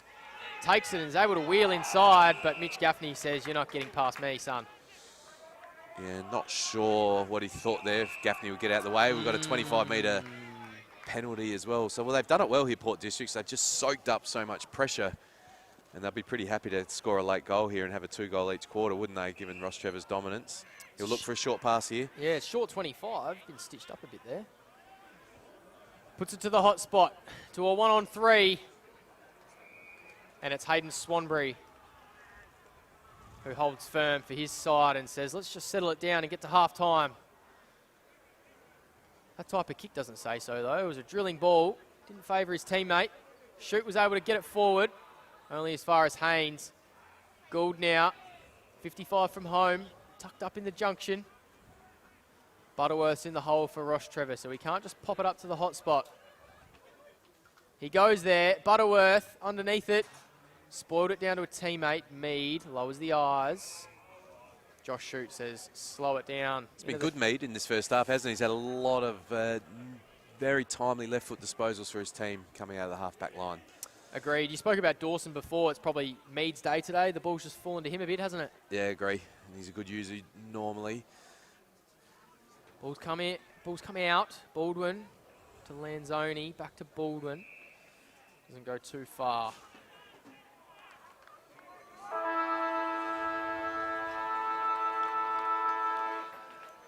Half-time here at Campbelltown Memorial Oval. It's 5-3-33. Plays 2 goals, 7, 19. It was an entertaining quarter there. Rostrevor dominated.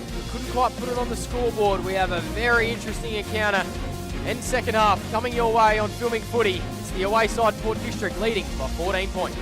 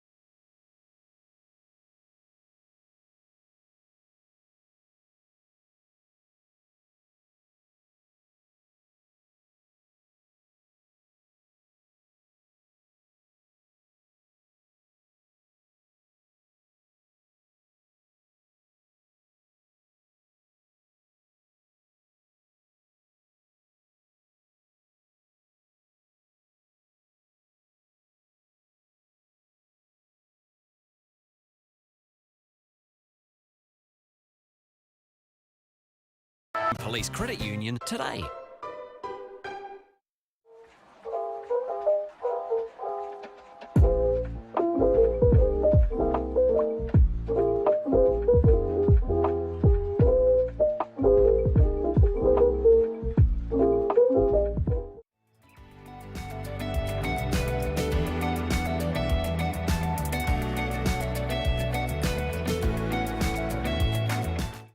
New 氷結 Vodka, soda, and frozen natural fruit juice.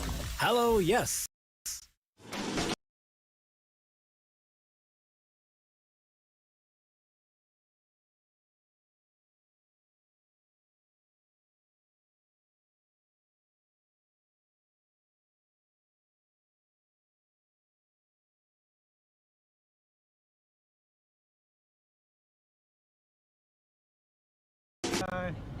Yeah, happen again.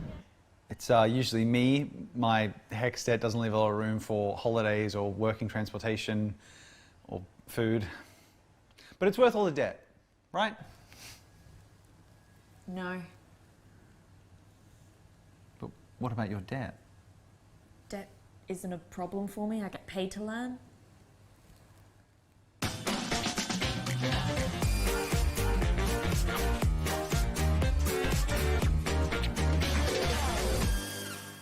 You belong in blue. Apply for a career with South Australia Police.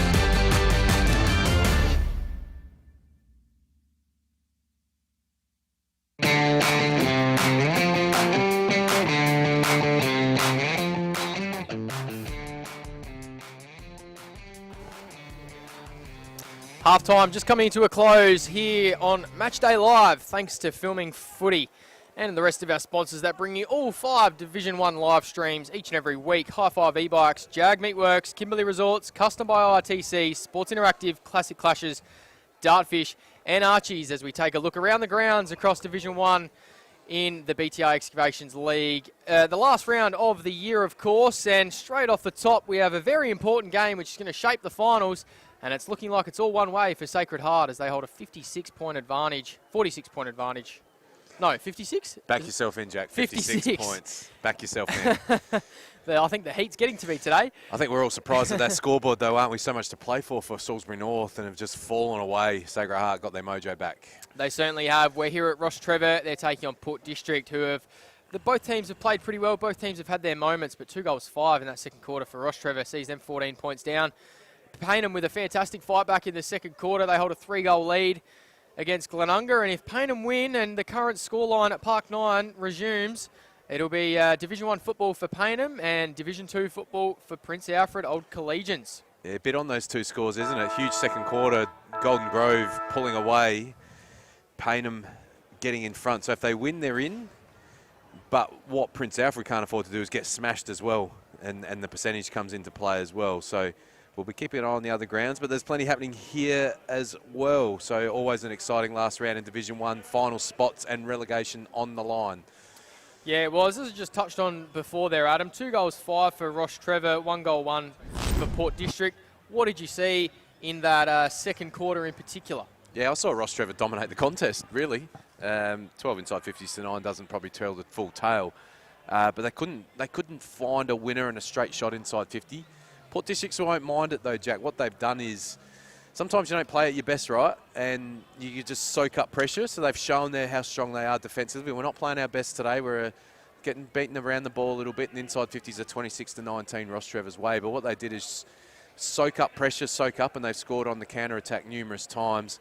Again, Rostrevor, if they can maybe clamp down on Haynes, I just can't see how you can win a footy game with Haynes on his own.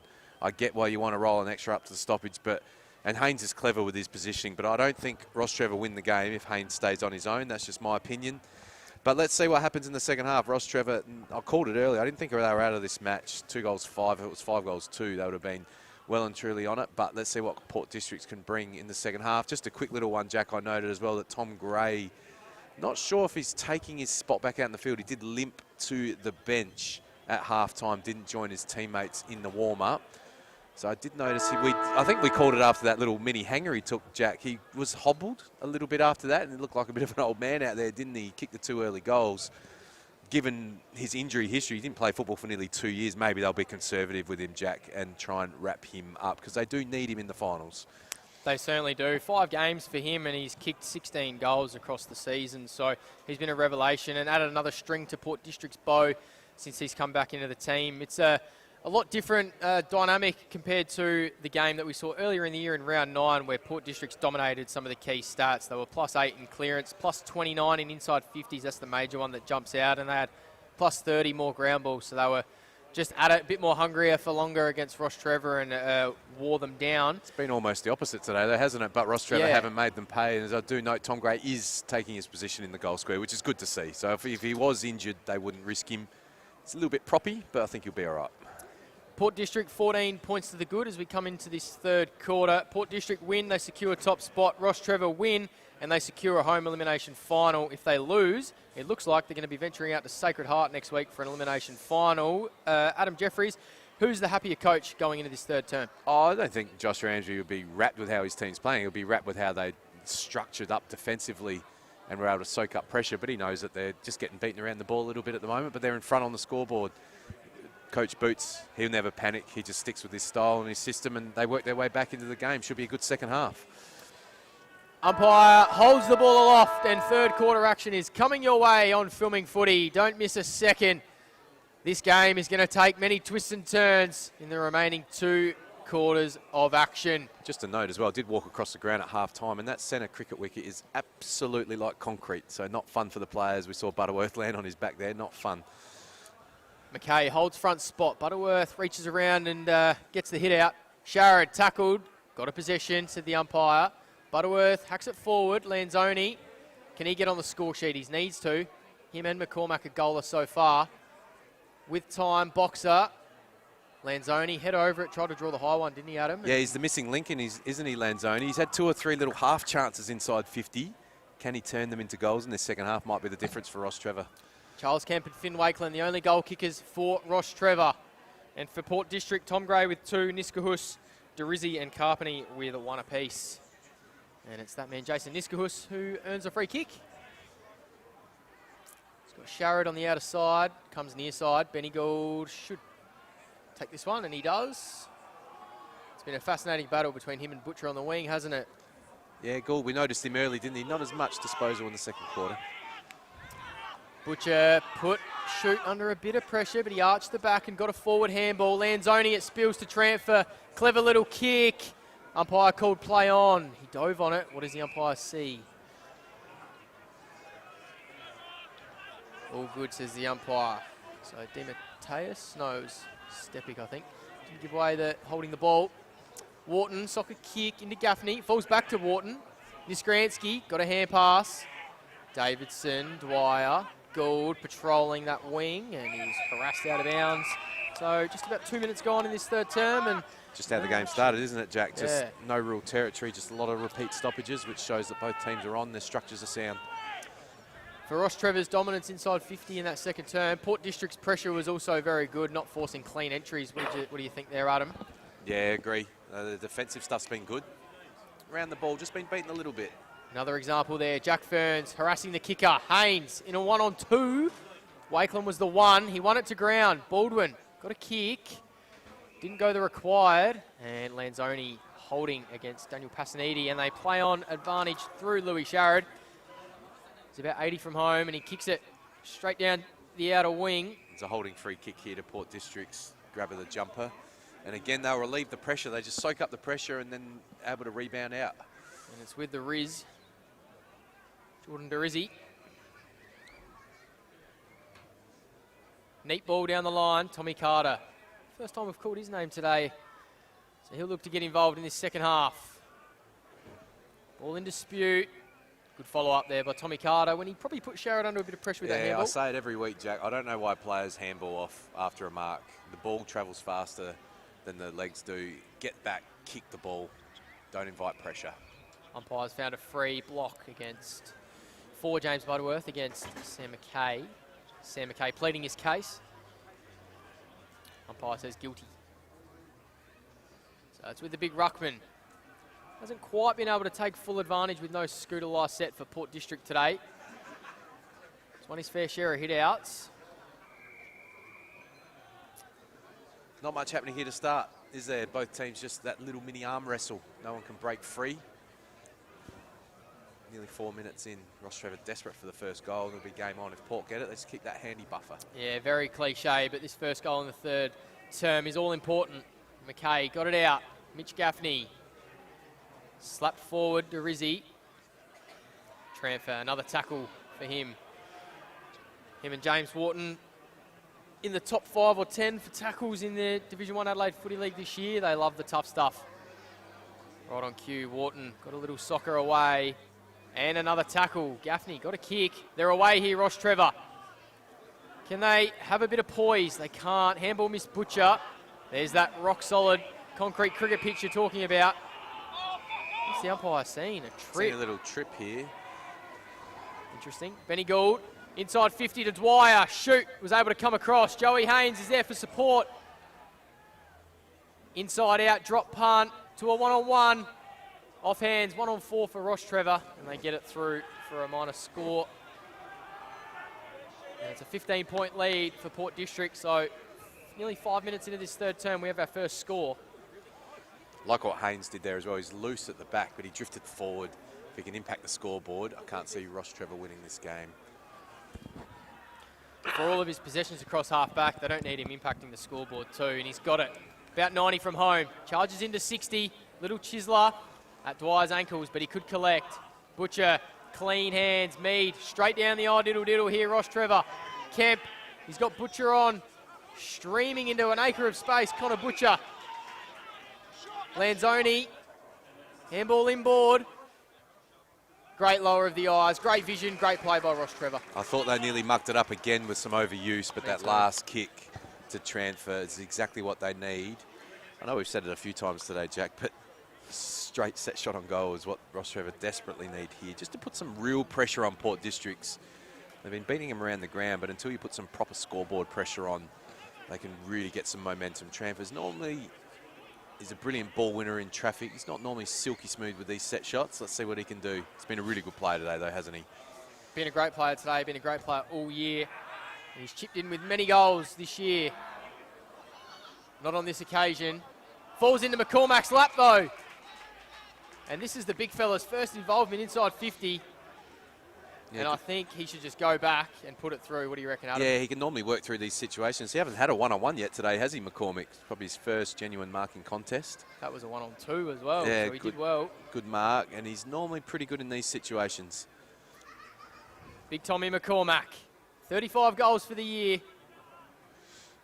His side desperately need this one. And to bring the margin back to single digits, Tommy McCormack. Beautiful. Yeah, well done by McCormack. He doesn't need to have big disposals to impact the game, does he? This is probably his first for the game there, but a beautiful snap on goal for a guy who's pretty tall. He's got a nice kicking action, and it was a really good mark as well. They'll be disappointed, their Port Districts, when they do their edits during the week. The defensive line coach will ask why there wasn't a spoil over the line there. They've done that really well, but well done to Rostrevor. They've started this third quarter well, won the little arm wrestle. They're winning the inside 50 battle.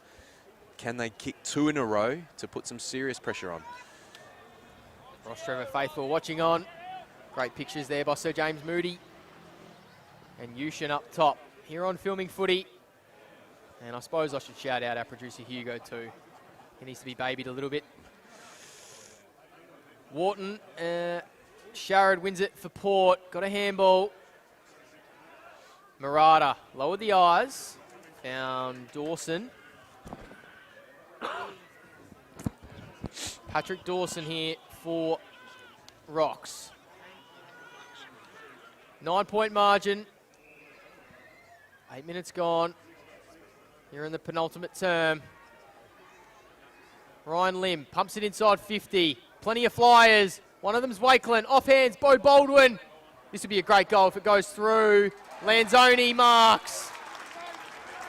That's the one they wanted, isn't it? That got the ball out of the centre, straight back in, and Lanzoni's inserted himself into the game exactly when his team needs it. Won't miss from here, and we have a ball game, Jack. We certainly do have a ball game, and it's extremely hard to keep great players down for an entire 4 quarters. And Tommy McCormack and Stephen Lanzoni in the last 3 minutes have proved that to be true, getting on the scoreboard each for their team. Both have 36 goals now for the year. Yeah, well done by Rostrevor. They're well and truly on top of Port Districts here. Like I said, Port Districts have defended grimly, but the inside 50 battle keeps going their way. It will open up at some point, won't it? The defensive efforts can't maintain for a full hour. So they need to get some territory back in their front half, Port Districts. They haven't been able to get the ball barely and lock it in at all in the last sort of 40 minutes of play. So the last 90 seconds or so, the Kieran Hayaketsu scoreboard is starting to light up here at Campbelltown Memorial Oval. Murata in the centre, the 50-gamer. Hunted there by Jack Ferns. And we have a Magpie. Hello, Marty the Magpie. Magpie season, don't get swooped, ladies and gentlemen. Umpire found a free. Non-officiating umpire found a free for James Wharton. So Rostrevor can go forward once again. How many inside 50s for them in the 9 minutes? This will be their 6th to only 2. So again, they're winning that battle 32-21 for the match. So well on, truly on top. They go boundary side, now back inboard, about 70 from home. This is the one where they need to hit the hot spot. Ryan Lim, he goes in that direction. Denton's under it, so's Butterworth. Falls in Denton's lap. 2 Rostrevor players collide. But again, it's in a dangerous spot. Much better play by Rostrevor. Now they get a ball up in a really dangerous area.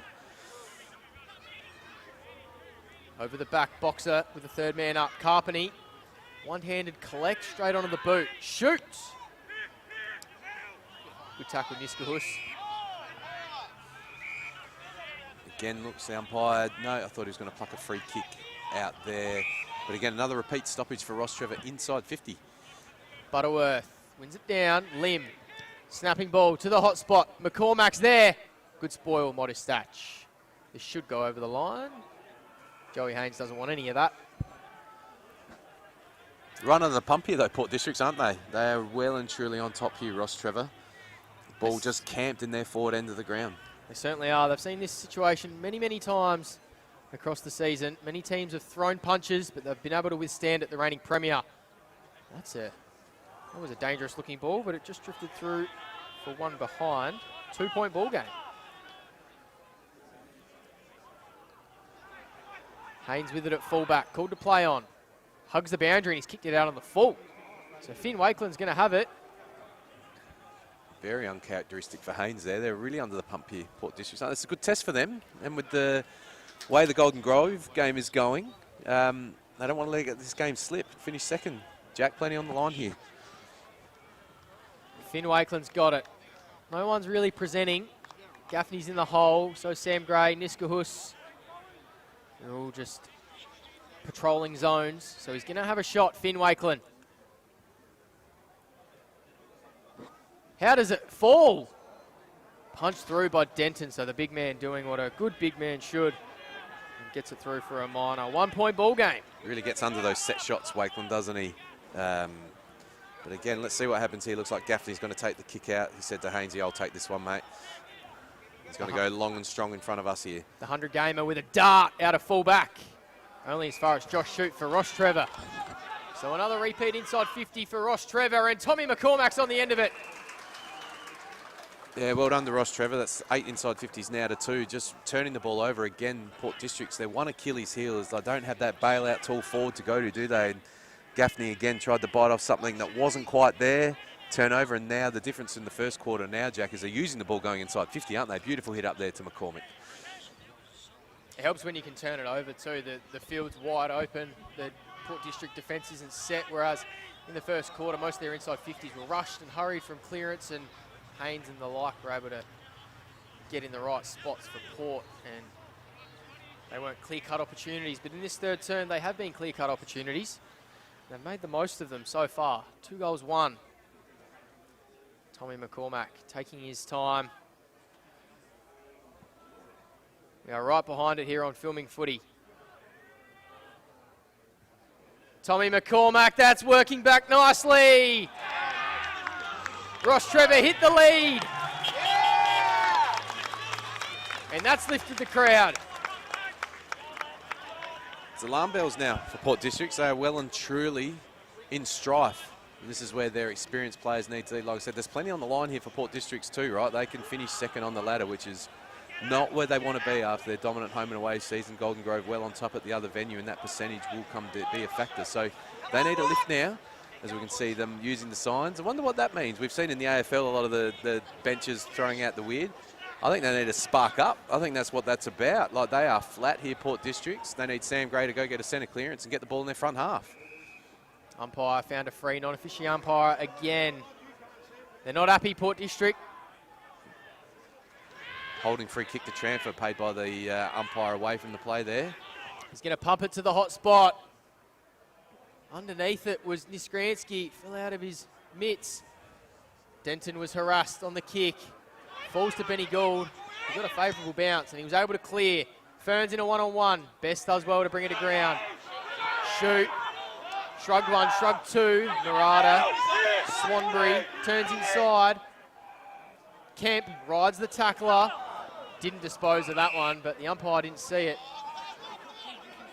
And a throw is eventually paid. Sam Gray with it for Port. Goes inboard, that's dangerous. Dwyer holds firm. One-on-one's up ahead. Goes to the outer side. Davidson, Sharrod in an acre of space. He could carry this 40 if he wants and lower the eyes. Takes one bounce and finds Joey Haynes, who's going to kick from the junction. He has the distance. He goes short. Tom Gray holds on. Just need to take some time here. Give their defenders a breather. Sometimes these set shots just allow you to set up a wall. Defenders can take a deep breath. They've been under so much pressure. And again, it's the one thing that Rostrevor could tidy up is they've just let Haynes free, haven't they? He's the one guy keeping Port Districts in this game for mine. The Footy Encyclopedia, Adam Jeffries on the specials this afternoon. Doesn't miss a trick. Tom Gray Tough angle. Pushes it to the near side.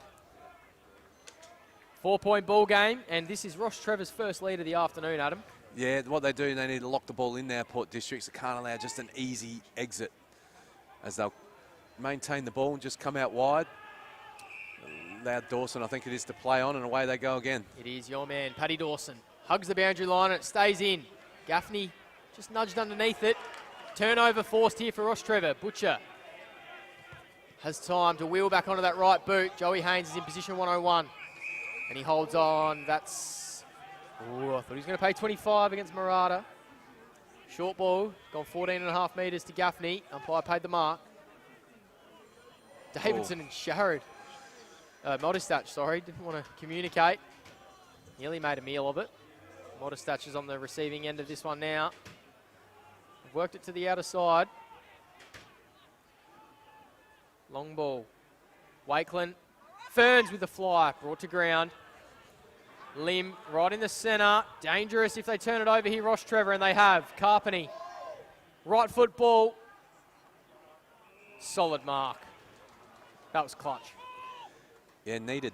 Just lifted here. You can just tell Port District's gone, wow, we're under the pump here. They've just started to lift a little bit, but haven't got that goal that they need. Oh boy. Turnover coming again. Turnover out of nothing. Derizzi. Both players attacked it hard. No one shot away. It's with Rostrevor now. Lanzoni to a 1-on-2. Haynes gets the spoil. They're out. Pumped forward. Gaffney's the first one there for Port. Visgransky's going to be on his case. Cooper Gaffney has the whole game in front of him. Had time. Butcher held firm. They've come inboard. Murata, the 50-gamer, has players streaming through. They've made a meal of this. They made a meal of that, Rostrevor. They could be fortunate here because Benny Gould's just taken it over the line. Yeah, they should have scored there. Again, I don't know why players want to handball, because when you handball, Jack, you know what happens? You can be tackled. When you take the mark, get back, you cannot be tackled. Composure happens too often. But again, great turnover footy by Rostrevor. Just didn't make them pay on that occasion. They've got Shoot in the middle of the ground. Would you rather him down the line? Potentially, but he's taken an attacking spot there. Very attacking spot. Ball in dispute. Niskuhus gets a kick away. Right there, Jack, where the spare could have been. That's where I used to mop up back in the day. In pursuit now, Darcy Best did well. Butcher, he's had a stack of it in this third term. Comes back inboard to your man, Paddy Dawson. Shoot is all on his own in the centre circle. Still there. Yeah, on the back foot now, Dawson. Difficult one to take there.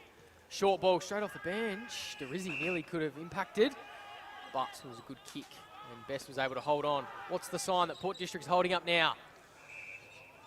Maybe still the gaslight, need a spark. A second ignition source, maybe. Dawson inboard, dangerous, and probably unneeded. Sam Gray intercepts. Tried to draw 25. They need to be on the toes here, Rostrevor. He doesn't look like he's going to kick it. And with his AFL skills, he'll go bang. There it is, Jack Ferns. Well Great done, work, Lanzoni. Lanzoni. Gould gets a hand out. Gaffney, back feed. Niskuhus to the hot spot. They fumble each other. Rostrevor, Carpeney. Tommy Carter puts the reigning premiers back in front.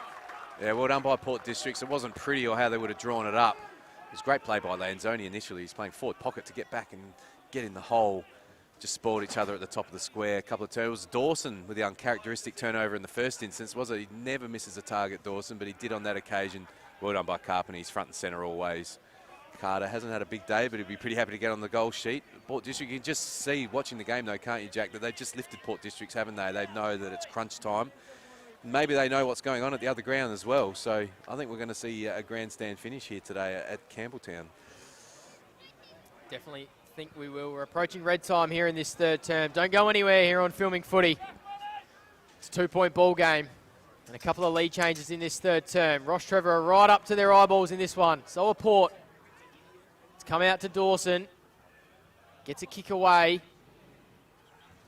Gaffney, Davidson, Tramfer all around it.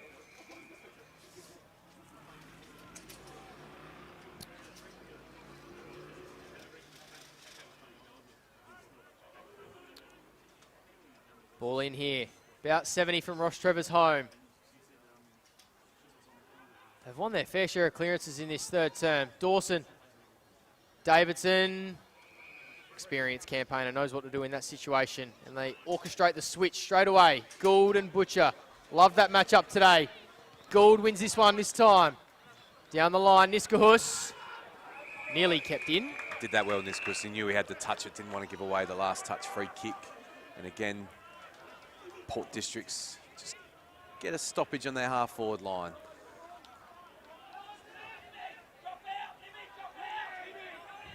.55 from Rostrevor's home now. Wharton, big spearing tackle by Sharrod, but Wharton stands tall. Down the line, Kemp. He's got a great set of jukes, doesn't he? He's a hybrid forward. Yeah, I like him as a player. And Wharton too, his strength. Not many get out of Louis Sharrod tackles, and he rode that well. We've got an arm chop here. Port Districts need to get their numbers back. Transfer again. We're not counting his disposals, but he'd be getting close to 30, it feels like. Could certainly be up there. Denton's right in position 8 for the big long ball into the hot spot. So they've lowered the eyes. Will Mead takes some yardage. Sharrod spoils. Great work by the skipper. Modistach. Handball back inboard. That's brilliant. Gaffney had plenty of time and space to find his compatriot down there, Joey Haynes. And you touched on Xavier Tranfer. I think Joey Haynes is going to have another 40 today. He's been able to do what he likes. Mitch Gaffney. A couple of one-on-ones up the ground. Butterworth's trying to get in the hole for Rostrevor. Surprised he waited there, Mitch Gaffney, actually. He had the one-on-ones, but he's found the target in Ferns. He works so hard, doesn't he, Jack Ferns? He doubled back, charged into the open space. Chipping ball to Haynes. Now with Haynes' distance and accuracy, Deinhoff spilt the mark. Dwyer back inboard. James Wharton for Rostrevor. Finn Wakeland's come off the bench on this near side. Doesn't go there. He hangs it up. And Ferns mops up. Down to Joey Haynes. Butterworth. Wharton straight down the guts. And now Rostrevor under the pump. Sharrod will mop up here for Port. He's got Gaffney for support. The 100 gamers having some sort of afternoon as well. Sam Gray inserting himself in this third term. Denton, good spoil. Wharton, umpires paid an arm chop. Yeah, you're right. The big guns just have lifted. We didn't call Sam Gray for a while, but he's now found the footy. We just saw the signals. Only 2 minutes to go in the quarter. Be a shorter quarter. Goal either way. Jack will be pretty significant, won't it? Davidson harassed on the kick. Finds Modistach. Denton in the middle. Goes there. He's hung it up. Oh. And it was a perfect kick in the end. Sharrod with plenty of time. Collects the ground ball. And Haynes now, once again, in acres of space, has time to see the whole game and assess. And Swanbury intercepts. Back to Beau Baldwin. Yeah, it's ring-a-ring rosy at the moment, isn't it, Jack? Both teams have the spares back, and they can't pierce their way through. Both teams' half-back lines well and truly on top at the moment. Derizzi flies. Come to ground. About a minute to go here in this third term. Matchday Live here on Filming Footy. Ramifications on the line for both of these teams. Wharton trying for his side. Down the line. It's going to favour Lim. Does he get a kind bounce? Cooper Gaffney won't let him go. Holding the ball, says the umpire. Yeah, good tackle by Gaffney. Strong tackle, but he knocked the arm as well, so he couldn't get the handball out. Again, we think there's only about a minute to go here, so I don't think he'll take any risks through the corridor. I think he should come up the line to McKay. Ferns is also in the vicinity. Butcher. Good crash there by Ferns, but again, Rostrevor's halfback line holding up pretty strong. He's rolled up into the middle here at this stoppage too, Jack Ferns. Yeah, I think he's getting frustrated with all the spares playing in the half-forward role. Just wants to insert himself into the game here. Niskransky faked the handball and just almost fell into Gould's lap, it looked like, holding the ball.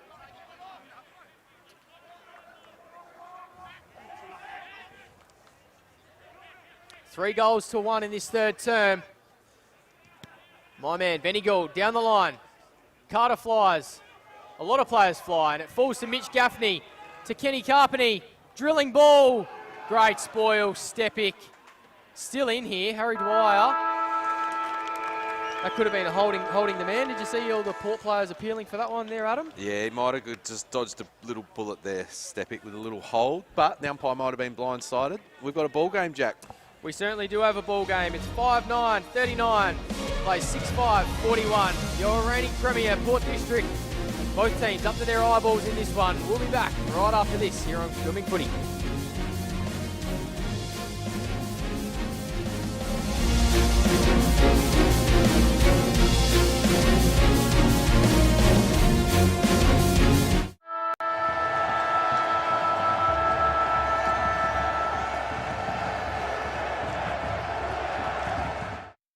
Get a quick and easy low-rate car loan from Police Credit Union today.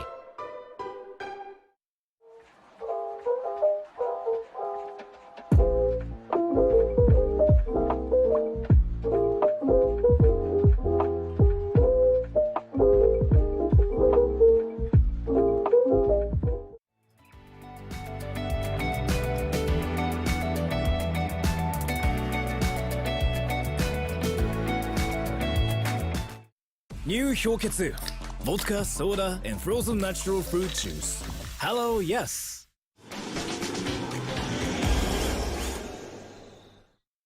We've been housemates for, what, nearly 4 years? Yep. Basically, since I started my uni degree and you got your apprenticeship. It's been really good. Like, it's the little things, you know? Like, one of us is always around to house it when the other goes on holiday. And one of us is always ready to help the other out of jam. I don't know. Yeah, happen again. It's usually me. My HECS debt doesn't leave a lot of room for holidays or working transportation or food. But it's worth all the debt, right? No. But what about your debt? Debt isn't a problem for me. I get paid to learn.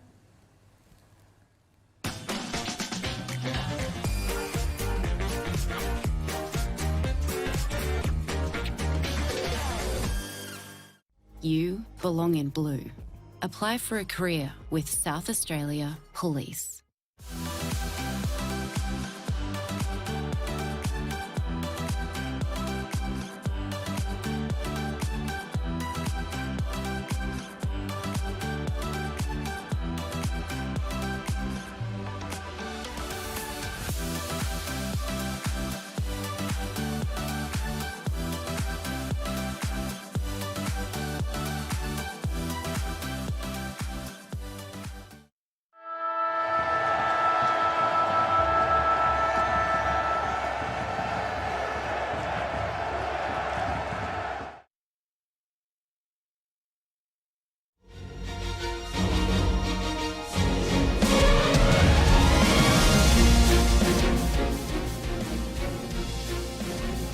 Coming your way on Filming Footy. It is your reigning premier, leading by 2 points away from home here at Campbelltown Memorial Oval. It was 3-1 in that third quarter. A win for Port Districts sees them claim top spot and the week off. A win for Rostrevor secures them a home elimination final against Sacred Heart next week. It's all to play for here in the next 30 minutes. Adam Jeffries, what did you see in that third term? Yeah, it's an intriguing game. Like I said, it's a low-scoring game and a perfect day for football, but this is a classic Div 1 game. It's two top teams, finals teams that we'll see in the coming month. Rostrevor really have been all over Port District since the first 15 minutes of the game for mine. They've won the clearance battle. They've won the territory battle. They haven't been able to piece it together inside 50. 5 goals, 9, I'll tell you that. Port District's not on top of their game today, just a little bit off. But what they've done, Jack, is they've soaked up the pressure pretty well, haven't they? They haven't crumbled. Haynes has been spare at the back, and if he hasn't had 40 disposals already, I'd be surprised, just on his own all the time. But what good teams do is they just find a way, not playing their best. And just looking at what's happening around the ground, Jack, as well, with Golden Grove 80 points up at the other venue, I think Port Districts need to win this game or they'll fall to second. And the other couple of games around the ground, Payneham Norwood Union leading by 25 points against Glenunga. So as it currently stands, Payneham are out of the relegation zone. For Rostrevor, twice they've come back from behind at three-quarter time to win. 18 points in round 3, 16 points in round 5. The margin here is only 2 points, so they will be chock full of confidence as all of their supporters are gathered around the huddle to hear what Damien Boots has to say for his Chargers in this last term. Yeah, big crowd down on the Oval for Rostrevor. They know this game's important. They want to finish fourth if they can. I'd rather play an elimination final at home. Always tricky for away teams to win those finals. So, yeah, plenty on the line. The 2-point ball game. Looking forward to this last 30 minutes. It's been an arm wrestle all afternoon, as the scoreline suggests. 39 plays 41. And it was some of the big guns in that third term that led the way for Rostrevor. The likes of Tranfer, Wharton and Lim through the middle of the ground. And Lanzoni and McCormack got on the score sheet as well. So generally in these tight, low-scoring games, Jack, you're looking for a small forward to get the job done. Just piece together a play, take a half chance, kick one of those snaps. Who can do it for both teams? I think Lanzoni's the type that can do it for Rostrevor. I think Carpenter's one that needs to pop up as well. What are your thoughts, Jack? I've got Harry Dwyer. I called him for a Bianco magic moment a few weeks ago and he delivered. He kicked 4 goals last week and he's actually moved up onto the wing here, so he might have something special. Been quiet today, hasn't he? But he's the type of player that can do some magical stuff. He's a moments player. Yeah, he is. And if you kick 3 goals in this last quarter, you'll probably win the game. So who's going to take their chances? 6 forwards ahead of the ball at the moment. Let's see what happens. Rostrevor will probably roll one up to the ball and Haynes will be free. Let's see if they change that in this last quarter. I'm sure Coach Boots thought about leaving his 6 forwards in place, so Haynes has to be accountable. Rostrevor kicking to the left of screen here in this final term. Thanks to our sponsors today, High Five e-bikes, Jag Meatworks, Classic Clashes, Custom by ORTC, Kimberley Resorts, Sports Interactive, Dartfish, Archies, and you are watching this game live on Filming Footy. It's match of the round. Last round of the regular season in the BTI Excavations Division 1 Adelaide Footy League. And Port Districts have the first inside 50. Benny Gould, laser pass to Jack Ferns. Yeah, good start by Port Districts. Their big guns there were clean. That's what we were talking about just a second ago, Jack. Just being clean inside 50. And I feel like Ferns has worked his backside off as a forward today. Hasn't had all the rewards. It can be frustrating when you're a midfielder playing forward because you're used to making the game happen for yourself around the ball. You have to rely on your teammates. But tight angle here, but he's more than capable, Jack. Certainly is more than capable, Jack Ferns. 12 goals on the year. Looks good, I tell you what. Yep. He's got it, Jack Ferns. Just the start Josh Ramsey would have wanted from his Chargers. Yep, we called it at 3/4 time, being clean inside 50, so doesn't look like anything sensational to the people at home, but a clean ground ball pickup, shoot a handball out to the running player, Ferns on the lead in the pocket, and then to kick, I was standing out when I got to the ground here. That's an acute angle. That pocket goes out wide, Jack, so there wasn't a lot of goal face there for Ferns, but he drilled it through. That's just the start that Port Districts would have liked. They've been outplayed most of the day, but they've got the 8-point buffer. Let's see what can happen here. This centre bounce clearance. Could the second quarter for Rostrevor of 2 goals 5 come back to haunt them as we see the scoreboard there. 5-9, plays 7-5. Butterworth, funky tap out the back. It falls to Wharton, gets a forward handball to Lim. He has acres of space. He kicks it to one-on-ones. Off hands, Lanzoni. Nearly got the kick back in board to Wakeland. Niskransky hovered over the line by Sean Davidson. Speaking of Niskransky and Kranskys, had a sensational one pre-game thanks to the fellas down in the barbecue here at Rostrevor. Gaffney clears for Port. High up and under. Shoot and Niskahus, one-on-one. Sharrod got a handball out, sort of. Umpire just put the whistle away. I don't mind that from the up. Yeah, the umpiring's been good today, hasn't it? You were about to say that. We are fortunate in the Adelaide Footy League. Division 1 umpiring is of a very high standard. Barely noticed them today. That's how you know they're doing a good job. 100%. McKay wins it down. Wharton keeps it in. Gaffney, he's got so much poise when he takes the ball under some heat. Free for Derizzi here. Port look to have played the advantage, but it's back with the Dorito. It's been good Derizzi today, I reckon. Not huge disposals, but he's given a good outlet for his team. He has. Nice to see he's recovered from that spider bite earlier in the year. Carpenty now on the junction for Port District. Laser pass. But it's missed all comers and it's out on the full. It's good pressure there. Just got the little nudge in the back as he was kicking it. Missed the target to Gray. Rostrevor will look to switch the football. It's with Dawson. Handball over the top. Shoot. Boundary side. Kemp will keep this in. 3-on-2 here. Lim. Missed handball. Just put his teammate under a bit of pressure, but Butcher arches the back and comes inboard. James Wharton. Sees something he likes. Transfer. Great mark in front of Tommy Carter. Couple of one-on-ones up ahead. Gaffney's in a good spot to intercept. Wakeland and Davidson. It's been a good battle all afternoon, and that is pushing the back clear as day. A little bit of acting there, not opposed to trying that. The free kick was there, but I'm not sure he's comfortable from this range, Wakeland. He gets up and under the ball, makes it hard to spoil. Let's see what he does. The other thing to keep an eye on here is I think Bo Baldwin's been sent to Haynes in this last quarter. He's going to keep his 6 forwards there, Coach Boots, and I think Bo Baldwin's got the job to be an accountable half forward on Haynes, so we'll watch that. Thoughts on that move? Yeah, it's a smart one. Can't win the game if Haynes has 20 touches in the last quarter. Finn Wakeland, he'll kick from 50. Just inside. Struck it well. Struck it true. Finn Wakeland. That's the kick he's been wanting all day, isn't it, Wakeland? He's had a lot of shots from way out, from in close on angles, but he struck that beautifully from 45. Didn't get quite underneath it, just kicked through the football, darted it through. He's drawn a few free kicks, hasn't he? He took some big marks early in the game, and I think that's what's drawn Port District. Just put a little bit more attention on a bit of extra body work, drawing the free kick from the umpire 2 or 3 times now, but most importantly, Jack, straight shot for goal. What a beautiful Singapore Airlines plane flying over the ground. Thank you, Sir James Moody, for that great shot.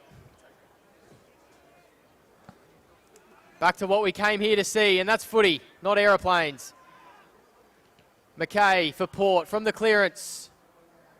Butcher, he's had a stack of it today. He's worked himself really well into this contest. Free kick and advantage for Rostrevor. Niskransky is in an acre of space. Gaffney didn't want to go with him. He said, I'll get in the hole. Denton's there in the hole for Port as well. Wakeland brought it to ground. Boxer shrugged one. Wakeland shrugged a couple as well, but not Sean Davidson. Good tackle by Davis. It's worth a try, though, by Wakeland if he gets his arms free. Like to see players take on the tacklers in that part of the ground in particular because the rewards can be high, but well done by Davidson. Just got one back for their free kick he gave away moments ago. Kick's turned over. I'd be going straight back to that matchup. Davidson's worried about the height of Wakeland. He's gone there. Wakeland flies, McKay. Great play by the resting ruckman just to get in front of Wakeland there because he had Davison done on the lead. Well done by McKay. Hasn't had a huge day, but that's a very, very important mark for his team. Such a smart player for Ramsey. Ferns from 3 deep, forces the spoil. That's a big Golden Fist nomination, actually, from Jack Ferns. Yeah, great effort. 6 runs, that's well over the fence. Big spoil. It's going to go down the wire here, isn't it, Jack? It's going to be a play either way. Can't see this blowing out. It certainly is. We spoke at 3/4 time about moments, and this game needs a couple to separate this game from either side. Keep your streams dialed into this one. Niskahus works it down the line. Good tackle, Swanbury. Didn't let the ball go anywhere. So a goal apiece in this final quarter. The final quarter of the regular season here in the Adelaide Footy League. Both of these teams will be marching on to September. It's just a question of where they finish on the ladder. Sharrod. Could have been a free. Port player went to ground. Cleared for Rostrevor. And you can see behind the ball here is Haynes is not the spare. They are manning him up. Denton's the spare at the moment. To a 1-on-2. Haynes got the spoil against Boxer. Unlucky out of bounds there. I like the tactic from Rostrevor. They've certainly gone to work on Haynes. We haven't really called his name yet, have we? Let's see what happens here. Doesn't look like anyone's going there straight away, but I'm sure someone will get there. They'll be happy if Haynes pointing. goes to the stoppage. He's not as damaging in there. They don't want him spare kick behind. It was a few weeks ago against Paynham, actually, where he was forced to play forward a little bit because they shut him out of the game. And Yeah, that was a bit of a handful for Josh Ramsey on the day. They were forced to do a Surprised few more different teams moves. haven't done that with Haynes. He's been so dominant this year. Guy that can get 40, 50, 60 disposals even in a game. It's pretty absurd. And he uses it. It's not like he's getting the ball and butchering the ball, but we haven't caught him in space in this last quarter, have we? No, we haven't. 8 minutes into this last term. There's the 50 gamer on screen, Elliot Murata. Hopefully he can finish the day with a few sherbets after a great win and a home final for the old collegians. High up and under. Just relieves the danger for a split second here for Port. Great tackle. Rostrevor's intensity in the second half has gone up a notch, and the fans on the outer side are loving it. That transfer again. Seen some really good tackling in this last quarter, haven't we? Players just can't break free. Where's Wakeland? Brought to ground. Lanzoni, good handball. Ooh. I hope it wasn't him that handballed it to a Port Districts player. Haynes clears. First time we've caught him in this last quarter. Good contest there, out of bounds. Those Rostrevor faithful on the outer side. There's a big crowd. Not sure if it's the B grade, C grade players all getting together. Healthy crowd on that far side of the ground. Harry Dwyer just in a bit of trouble maybe on the bench there. Rostrevor looking to do a clean sweep today as well, Adam. Season B's both won. Butterworth wins it down for Rostrevor. He's grown as the game's gone on, James Butterworth. Gaffney, umpire called a throw, so Rostrevor will have it once again. Again, the tackling's strong, isn't it? Just getting an arm on, so it forces that handball to be a throw. Both teams' tackle skills are up. Both teams just can't break free at the moment, can they? I got asked at the start of the game, what's the best game that I've called this year, and I think this one's going to take the cake. It's going down to the absolute wire. Baldwin. Team's not willing to take those crazy, risky balls into the middle of the ground now. The turnover can be so costly. I'm sure he'll go up the line here. He does. Who can fly? Jet Boxer can! And lands like a cat. Jet Boxer to a one-on-one. McCormack brought to ground. The ball, that is, and it's out over the line for a boundary throw-in. Take a look at this one on the Dartfish replay, and that could be a magic moment this afternoon, Adam Jeffries. Yeah, he's done that a bit this year, Boxer. He's a really good aerialist, isn't he? And, yeah, that's a handy mark over a pretty handy opponent in Haynes as well. Can they hit the lead here, Rostrevor? 2 points down. Clever tap, Butterworth. Sammy Gray rode the tackle. Umpire says holding the ball. Again, strong tackling from both teams. No one can break free. Those missed tackles could be costly. It might just be the opportunity to get a handball free to a running player, but not happening at the moment. Pressure skills are high. So we talk about moments, and Sam McKay's had a couple of those in this last term. A big mark and a holding the ball tackle. As he comes to the bench for a well-earned spell. Haynes now for Port. Down the line. Tommy Carter can fly. Didn't quite get the front position. And Butterworth sees it over the line. 11 and a half minutes gone in this last quarter.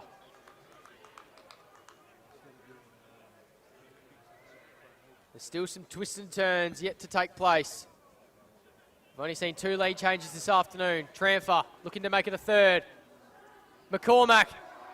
Umpire called free for Tommy McCormack, even though Moddy Stach was the one who went to ground. Yeah, didn't need to do that in the end, did he? Because he had the spare coming in. McCormack's had a much better second half, hasn't he, as he squares the ball up. To your man, Dawson. He'll look to use it on a short pass here. It's not a long kick, Dawson, but he'll look for that little 20-metre dinky pass inside 50. Sun in his eyes. We'll see Tramford come to the bench for his final rest. They'll get him back on the ground to finish this game. Lowers the eyes. Butterworth. Yeah. He's a really good user, Dawson. He's just a guy with composure, 25-metre pass. Great play by Butterworth. It's not normally what he does. He's a competitor in the ruck. He doesn't take a lot of marks around the ground, but everyone's flooded back to the goal square, and they've just hit up the ruckman in that beautiful spot around 35 metres out. Let's see what the ruckman can do. Very clever play going inside 50 on that occasion. So beautifully called there by you, Adam.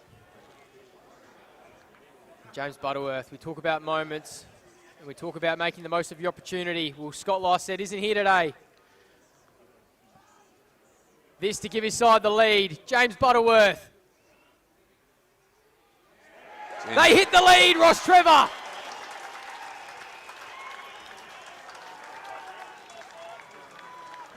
Yeah, it's good build-up. Like I said, I called it at half-time. I wanted to see Dawson maybe use his foot skills in the front half of the ground. He's getting a lot of easy ball in the first half down back. That was a perfect pass to Butterworth, and clever play by Butterworth, not to just run to the goal square and compete in a big pack of 20. He got the one-on-one at 35. He's a tall man. Dawson's kick was perfect, but most importantly, Jack, the straight set shot is what counts the most from all that build-up. So well done to Butterworth. Big centre bounce coming up here. So 5-9 at three-quarter time, and 7-9 just looks a little bit better. And scoreboard pressure is oh so important. And it was even more important with that kick because it gave his side the lead. Carpeney in the middle of the ground for Port. Can he spark something? Liam Fern's in there too. Shoot, arches the back. Butterworth. Forward handball. Lim's done this quite a few times today. He gets away from Cooper Gaffney. Puts it to the advantage of Tommy McCormack. One-hander!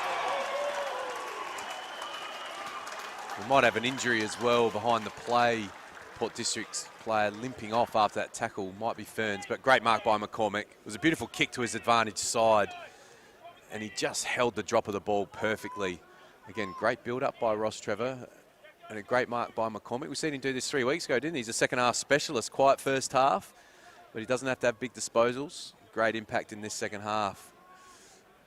But again, don't want to put the commentator's curse on him. He's a good kick from this range, but he needs a straight kick. How was the strength to protect the drop zone too? Modestach was doing everything he could. It would have been a free kick either way if he didn't hold on. Tommy McCormack now for his second of the day to give his side a 2-goal lead. Sneaks it home by a coat of paint.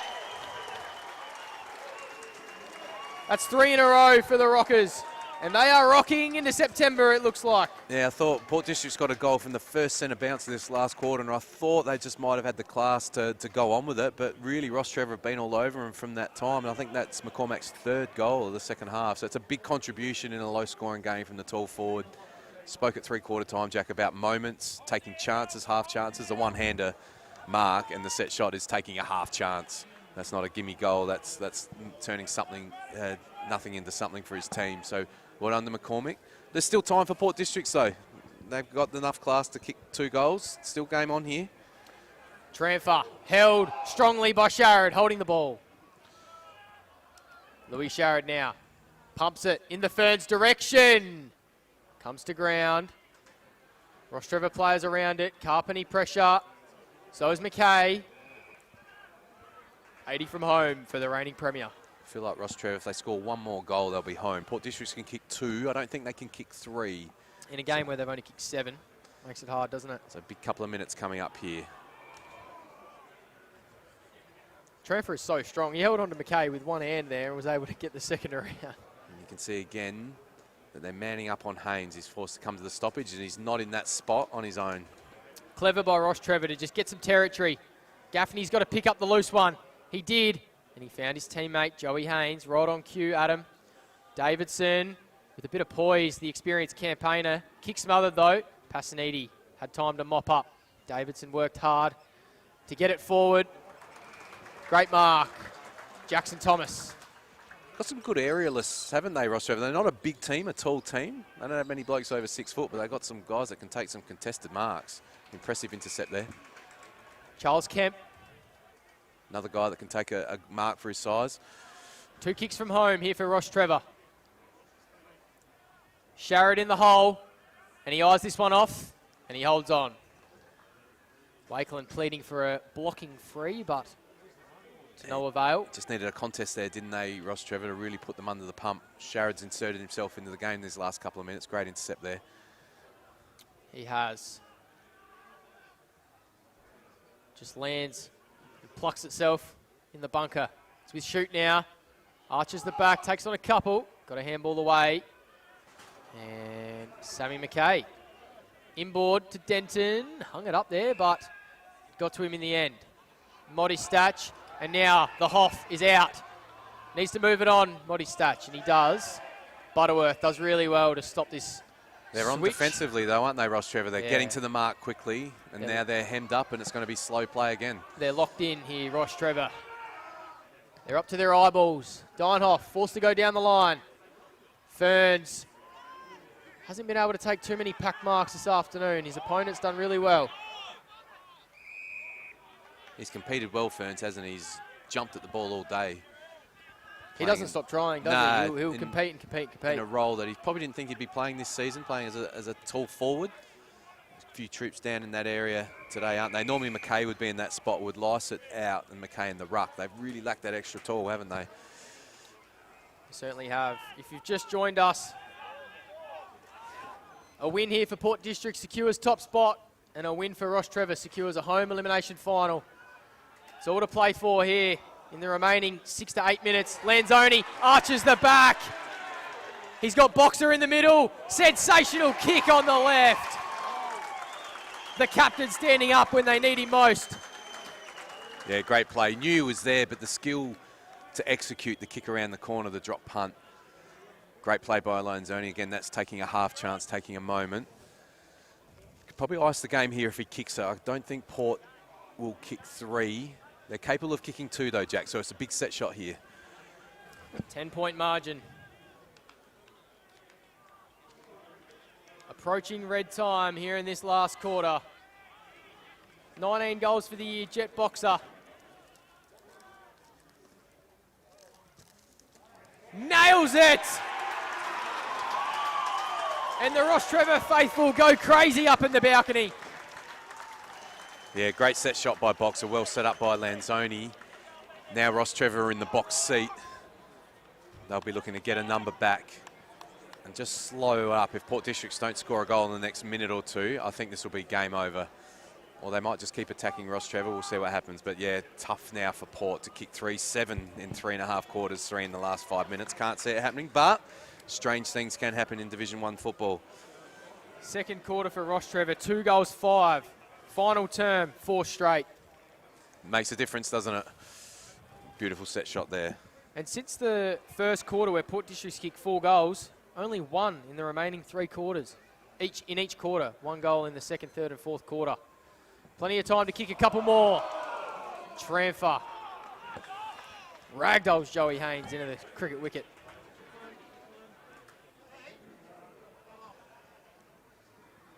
$16-point margin. 21 minutes gone.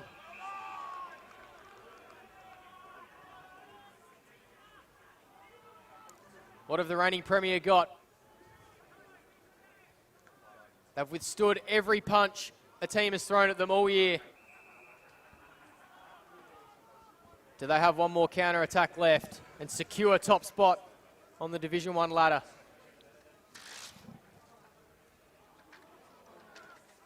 I dare say, Adam, Rostrevor are going to go into lock-it-down mode. Yeah, repeat stoppages, extra number around the ball. I've got a defender on Haynes. They're in a good position here. Baldwin, can he get a kick away? He can. Murata, mowed down by Sharrod.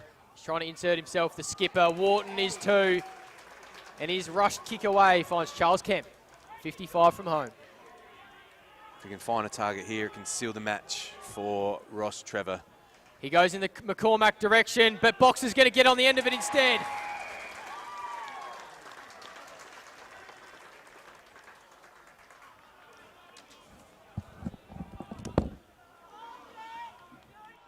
They've kicked 4 on the trot, Rostrevor.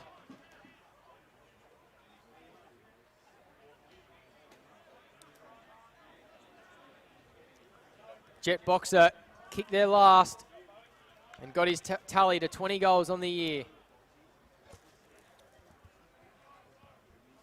They're just about home, Rostrevor. And this one will seal the deal.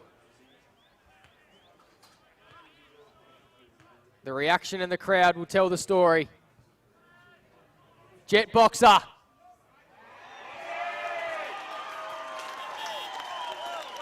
Rostrevor Old Collegians, we'll see you here next week in a home elimination final.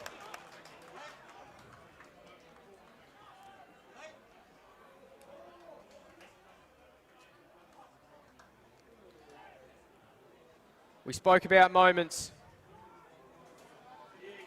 And Rostrevor have delivered those in spades in this final term. They had 5 goals to three-quarter time, and they've kicked 5 unanswered against the best defence in Division 1.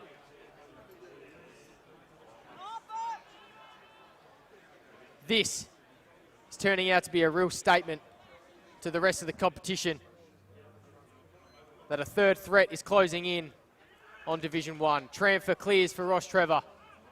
Passanidi. They've got to take the game on here. Port District, 22 points down. Derizzi spoiled on the marking attempt, out of bounds. And Rostrevor are loving it.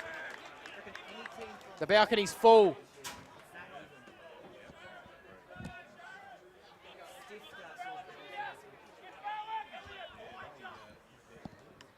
Ball in, and it's that man again, James Wharton.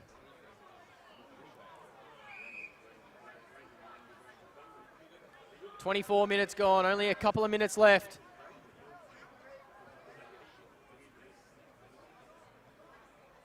Lanzoni, the skipper, stood up in this second half. Carter intercepts.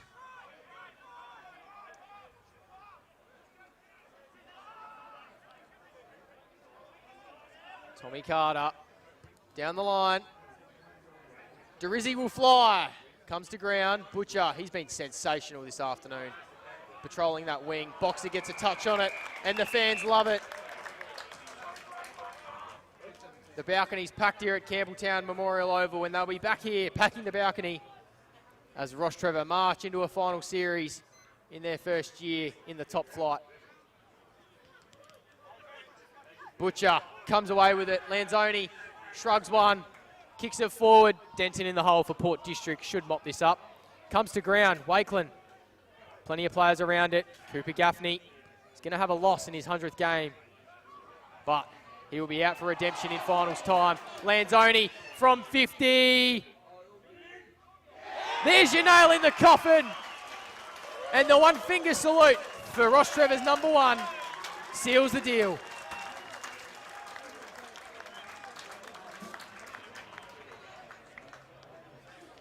Six in a row for Rostrevor. 28-point margin. And Sacred Heart are going to be on their A game next week if they are any chance of coming here and causing a boil over.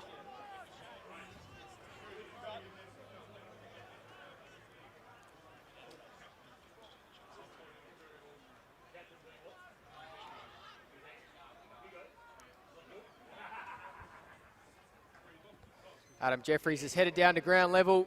He will be with some Rostrevor players, giving out all the awards that we give out here on Matchday Live. Belgravia, Archies and New Balance. Best on ground winner, Mosley Team Man, and the Bianco Magic Moment. Quite a few magic moments in this last quarter for Rostrevor. Can't forget Finn Wakeland's mark in the second term as well. Shoot, been so good today back into the side. They've had all the answers in this last quarter, Rostrevor. Port District kicked the first of the last term, got out to 8 points. And Rostrevor have gone 6 in a row since then. Sam Gray lowers the eyes. Derizzi slipped over and Darcy Best mopped up, as he does so often. Butcher now. 1 minute to go. Charles Kemp.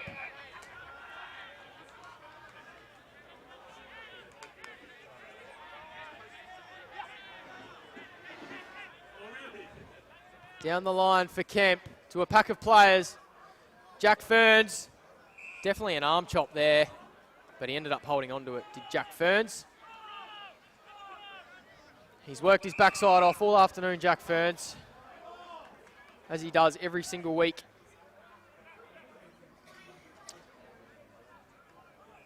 So, Golden Grove having a big win away to Prince Alfred. Could we see a shake-up right at the pointy end of the ladder? You'll have to stick around to find out. We'll have that update coming to you as soon as we get it in the post-match wrap-up.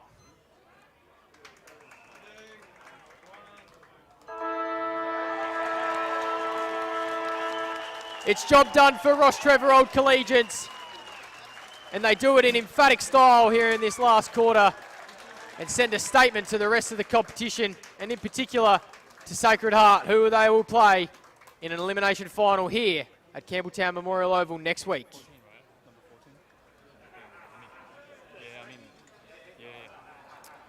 Six goal to one in that last quarter for Rostrevor. Scores are 11-9, 75. Just doing my quick maths there. 7-5, 47. It's the third time this season where Rostrevor have come from behind at three-quarter time to win. And they couldn't have done it against a harder opponent. The best defence in the league. They've piled on 6 unanswered in the final term. We'll have the post-game awards in a matter of minutes with Adam Jeffries down at ground level.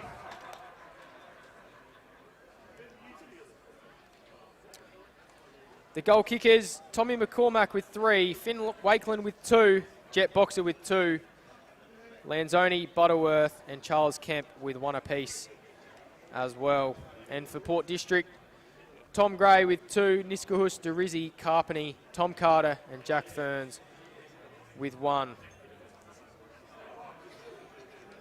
Port District's got out of the blocks in emphatic style, and it's something they needed to do because they've been slow starters this year. They kicked 4 goal 2.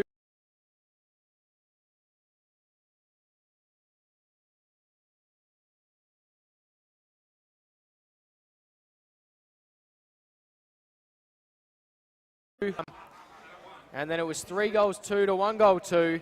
Port District's narrowly in front by 2 points at three-quarter time. And as you just witnessed, 6 goals straight to 1 goal straight saw Rostrevor storm home by 28 points in what was a sensational win for the Old Collegians. And I don't want to give too many things away, but I was only here a few weeks ago and Finn Wakeland took home the magic moment.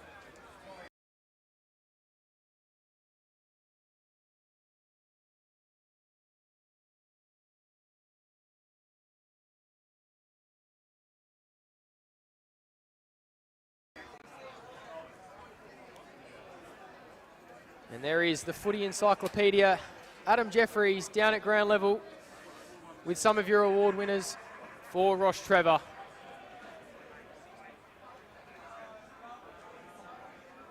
Rostrevor, well done to them. Wow, Port District's first 5 goals of the game. It was sort of weird though. I don't think Rostrevor were playing badly. They were butchering the football going inside 50. We'll ask Xavier about that afterwards. But big win for Rostrevor, and then they shore up a home final next week. Well done to them. Our award winners, New Balance, Belgravia, Archie's, Teatree Gully Hotel, Best on Ground, went to Xavier Tramford. Well done to him. Our Bianco Constructions player of the day went to Finn Wakeland for another hanger in the first quarter. It takes them every week. And our best team man, Moseley Bar and Kitchen, that's a good voucher, good establishment. The Moseley, you go on date night there, win some brownie points. Tom McCormack, bit of an unusual choice. Normally the defenders getting them. I'll start with you, Tom. Giving you best team man for standing up in the second half. Full forwards, hard work in Division 1, 3 second half goals. Again, you're a hero a few weeks ago against Spock as well. Why is it in the second half that you stand up? Oh, it'd be nice if it was across the whole game, but no, it was a tough first half, but we just got to stay strong mentally. Just hope it'll come, and it did in the second half. And yeah, everyone lifted and happy to do my bit in the second half. Yeah, well done, big fella. Great second half. I'll call you X. Talk to us, man. Early, you weren't panicking, were you? 5 goals down. You had heaps of the football, just weren't using it in the front half. Tell us about the turnaround, Xavier, and well done to you on the fantastic game today. Cheers, thank you. Yeah, we knew our footy was there. It was close. We were just our lack of class was probably a bit off, and we know Port District were a solid side all year, and they have been. So yeah, we knew our footy was right there, but luckily in the second half we finally put the polish on it. Yeah, well done to you, Xavier. It shows you because you were there in the first half when your team was under the pump. Big Finn, let's talk about it. Another hanger. A lot of shots for goal in the first half, but you nailed that long one in the last quarter. Well done to you on the magic moment. Tell us about the mark and tell us about the game. Oh, thank you. I just love the way the boys kick it. I don't know where I want it up in the air, but it would have been nice if I kicked a few more goals in the first half. But we live and learn. We got the 2 points, so that's all that matters. Yeah, love the cliches, Finn. Unbelievable mark and game by you. Well done to these boys. Great team effort. It's hard to choose best players with this mob. They're pretty even across the park. Well done to them and look forward to see them playing in the finals. I reckon they can do some damage with that even team performance. Port District's tough one for them. We'll throw back to the comm box, let these guys go in and sing the song. Cheers. The area. Who can Sensational fly? work Ferns there, Adam gets ball, Jeffries. Rostrevor. Just touching on Drizzy those awards. off the ground. Once again, Sam it was your Gray Mosley best out team in acres man. of space. Tommy Is his McCormack brother with Tom. 3 second And half he's going to goals. stroll into the open Bianco, goal and kick the magic first of moment. the up to force Finn the play Wakeland on in the with depth another direction. hanger. He is a human And highlight Benny Gould reel off in hands. the BTI excavations. In the Drizzy direction Division over 1 his Adelaide head. Footy Ferns, League and your Niskahus, best on time ground. to Thanks steady, to Archie, Jason Niskahus. Belgravia Apparel, New Balance, and the Gully Public House and Garden. It was Xavier Tramfer who ran right through the middle of the ground all afternoon. Plenty of touches, plenty of clearances and inside 50s.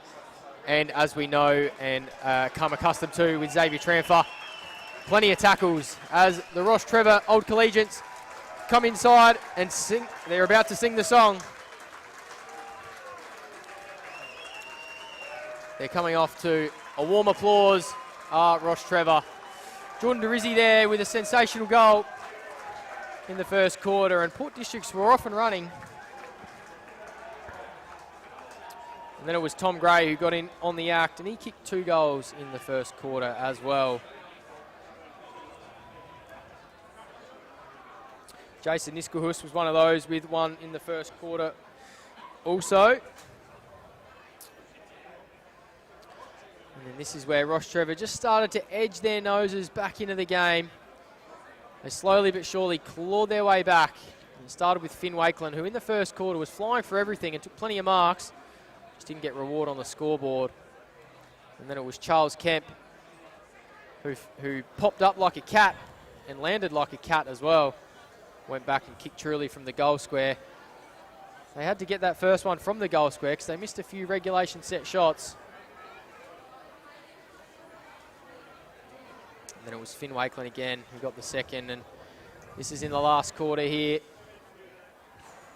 Tommy McCormack just snuck it home by a coat of paint.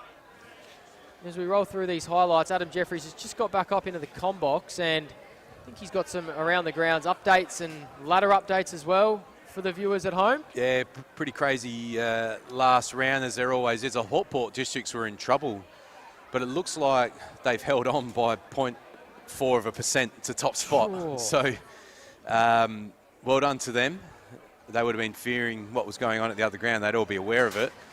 But it looks like Port Districts, who really faded badly in that game, didn't they? You know, you look at the early highlights there, Jack. 5-2 to 4 points they were up, and then look at the final score, 11 goals to 7. So they've really dominated the last 3 quarters of this match, Rostrevor. And to be fair, they were playing okay early. They had a couple of shocking turnovers in the first quarter, which Port scored on. But yeah, hopefully those interviews went down there well. I chose Big McCormack, the full forward. Normally the defenders get the best team man, but I don't know what you thought, Jack. I thought he stood up and he plays a great team role for his team.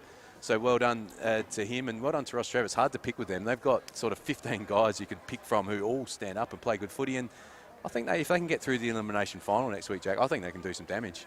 Yeah, I certainly agree. I sort of touted it as a third threat almost to the competition, closing in with some of their form. Obviously, Port District and Golden Grove, they've been in spectacular form across the majority of the season. But Rostrevor just lurking in the shadows, I thought, and today is just another example of how good they've been. And well, it's wide open, isn't it? So Port Districts lose today. They'll get Scott Lysett back. They'll get a week off. They'll be okay. We know that Golden Grove, I think, have won 11 in a row, but their best player is out for the rest of the season. We haven't spoken about that. I'm sure you'll speak about that on Between the Posts leading into the finals. Yep. So I think it's wide open. I think he's a huge loss for Golden Grove, Glenn is. So yeah, there's going to be plenty of exciting football in the next month. Yeah, agreed. And this was sort of the litmus test for Rostrevor, I think, over the last 5 weeks. They played every other team fighting for finals positions, and they've come out on the other side 3 wins, 2 losses. So you tip your hat to Rostrevor, and they've made their way into finals. They've got a home elimination final, which you can see on screen there. They're taking on Sacred Heart, who... That'll be a good game of footy, won't it, Jack? They absolutely demolished Salisbury North away as well, which is a very, very tough place to go. They piled on 140 points, which is their highest score of the year, Sacred Heart. So they needed their offense to start clicking, and looks to be clicking at the right time if you're a Sacred Heart fan. We'll be here for that game next week, I think. So that's going to be a cracker game, isn't it? Rostrevor were very strong today. Sacred Heart found some form.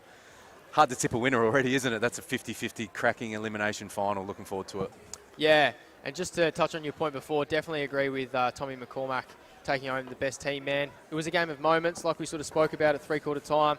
There was Stefan Lanzoni with that left foot pass back inboard. That's a moment. It found his teammate's chest and it gave him the ascendancy to go on with this game. And McCormack, 3 goals in the second half.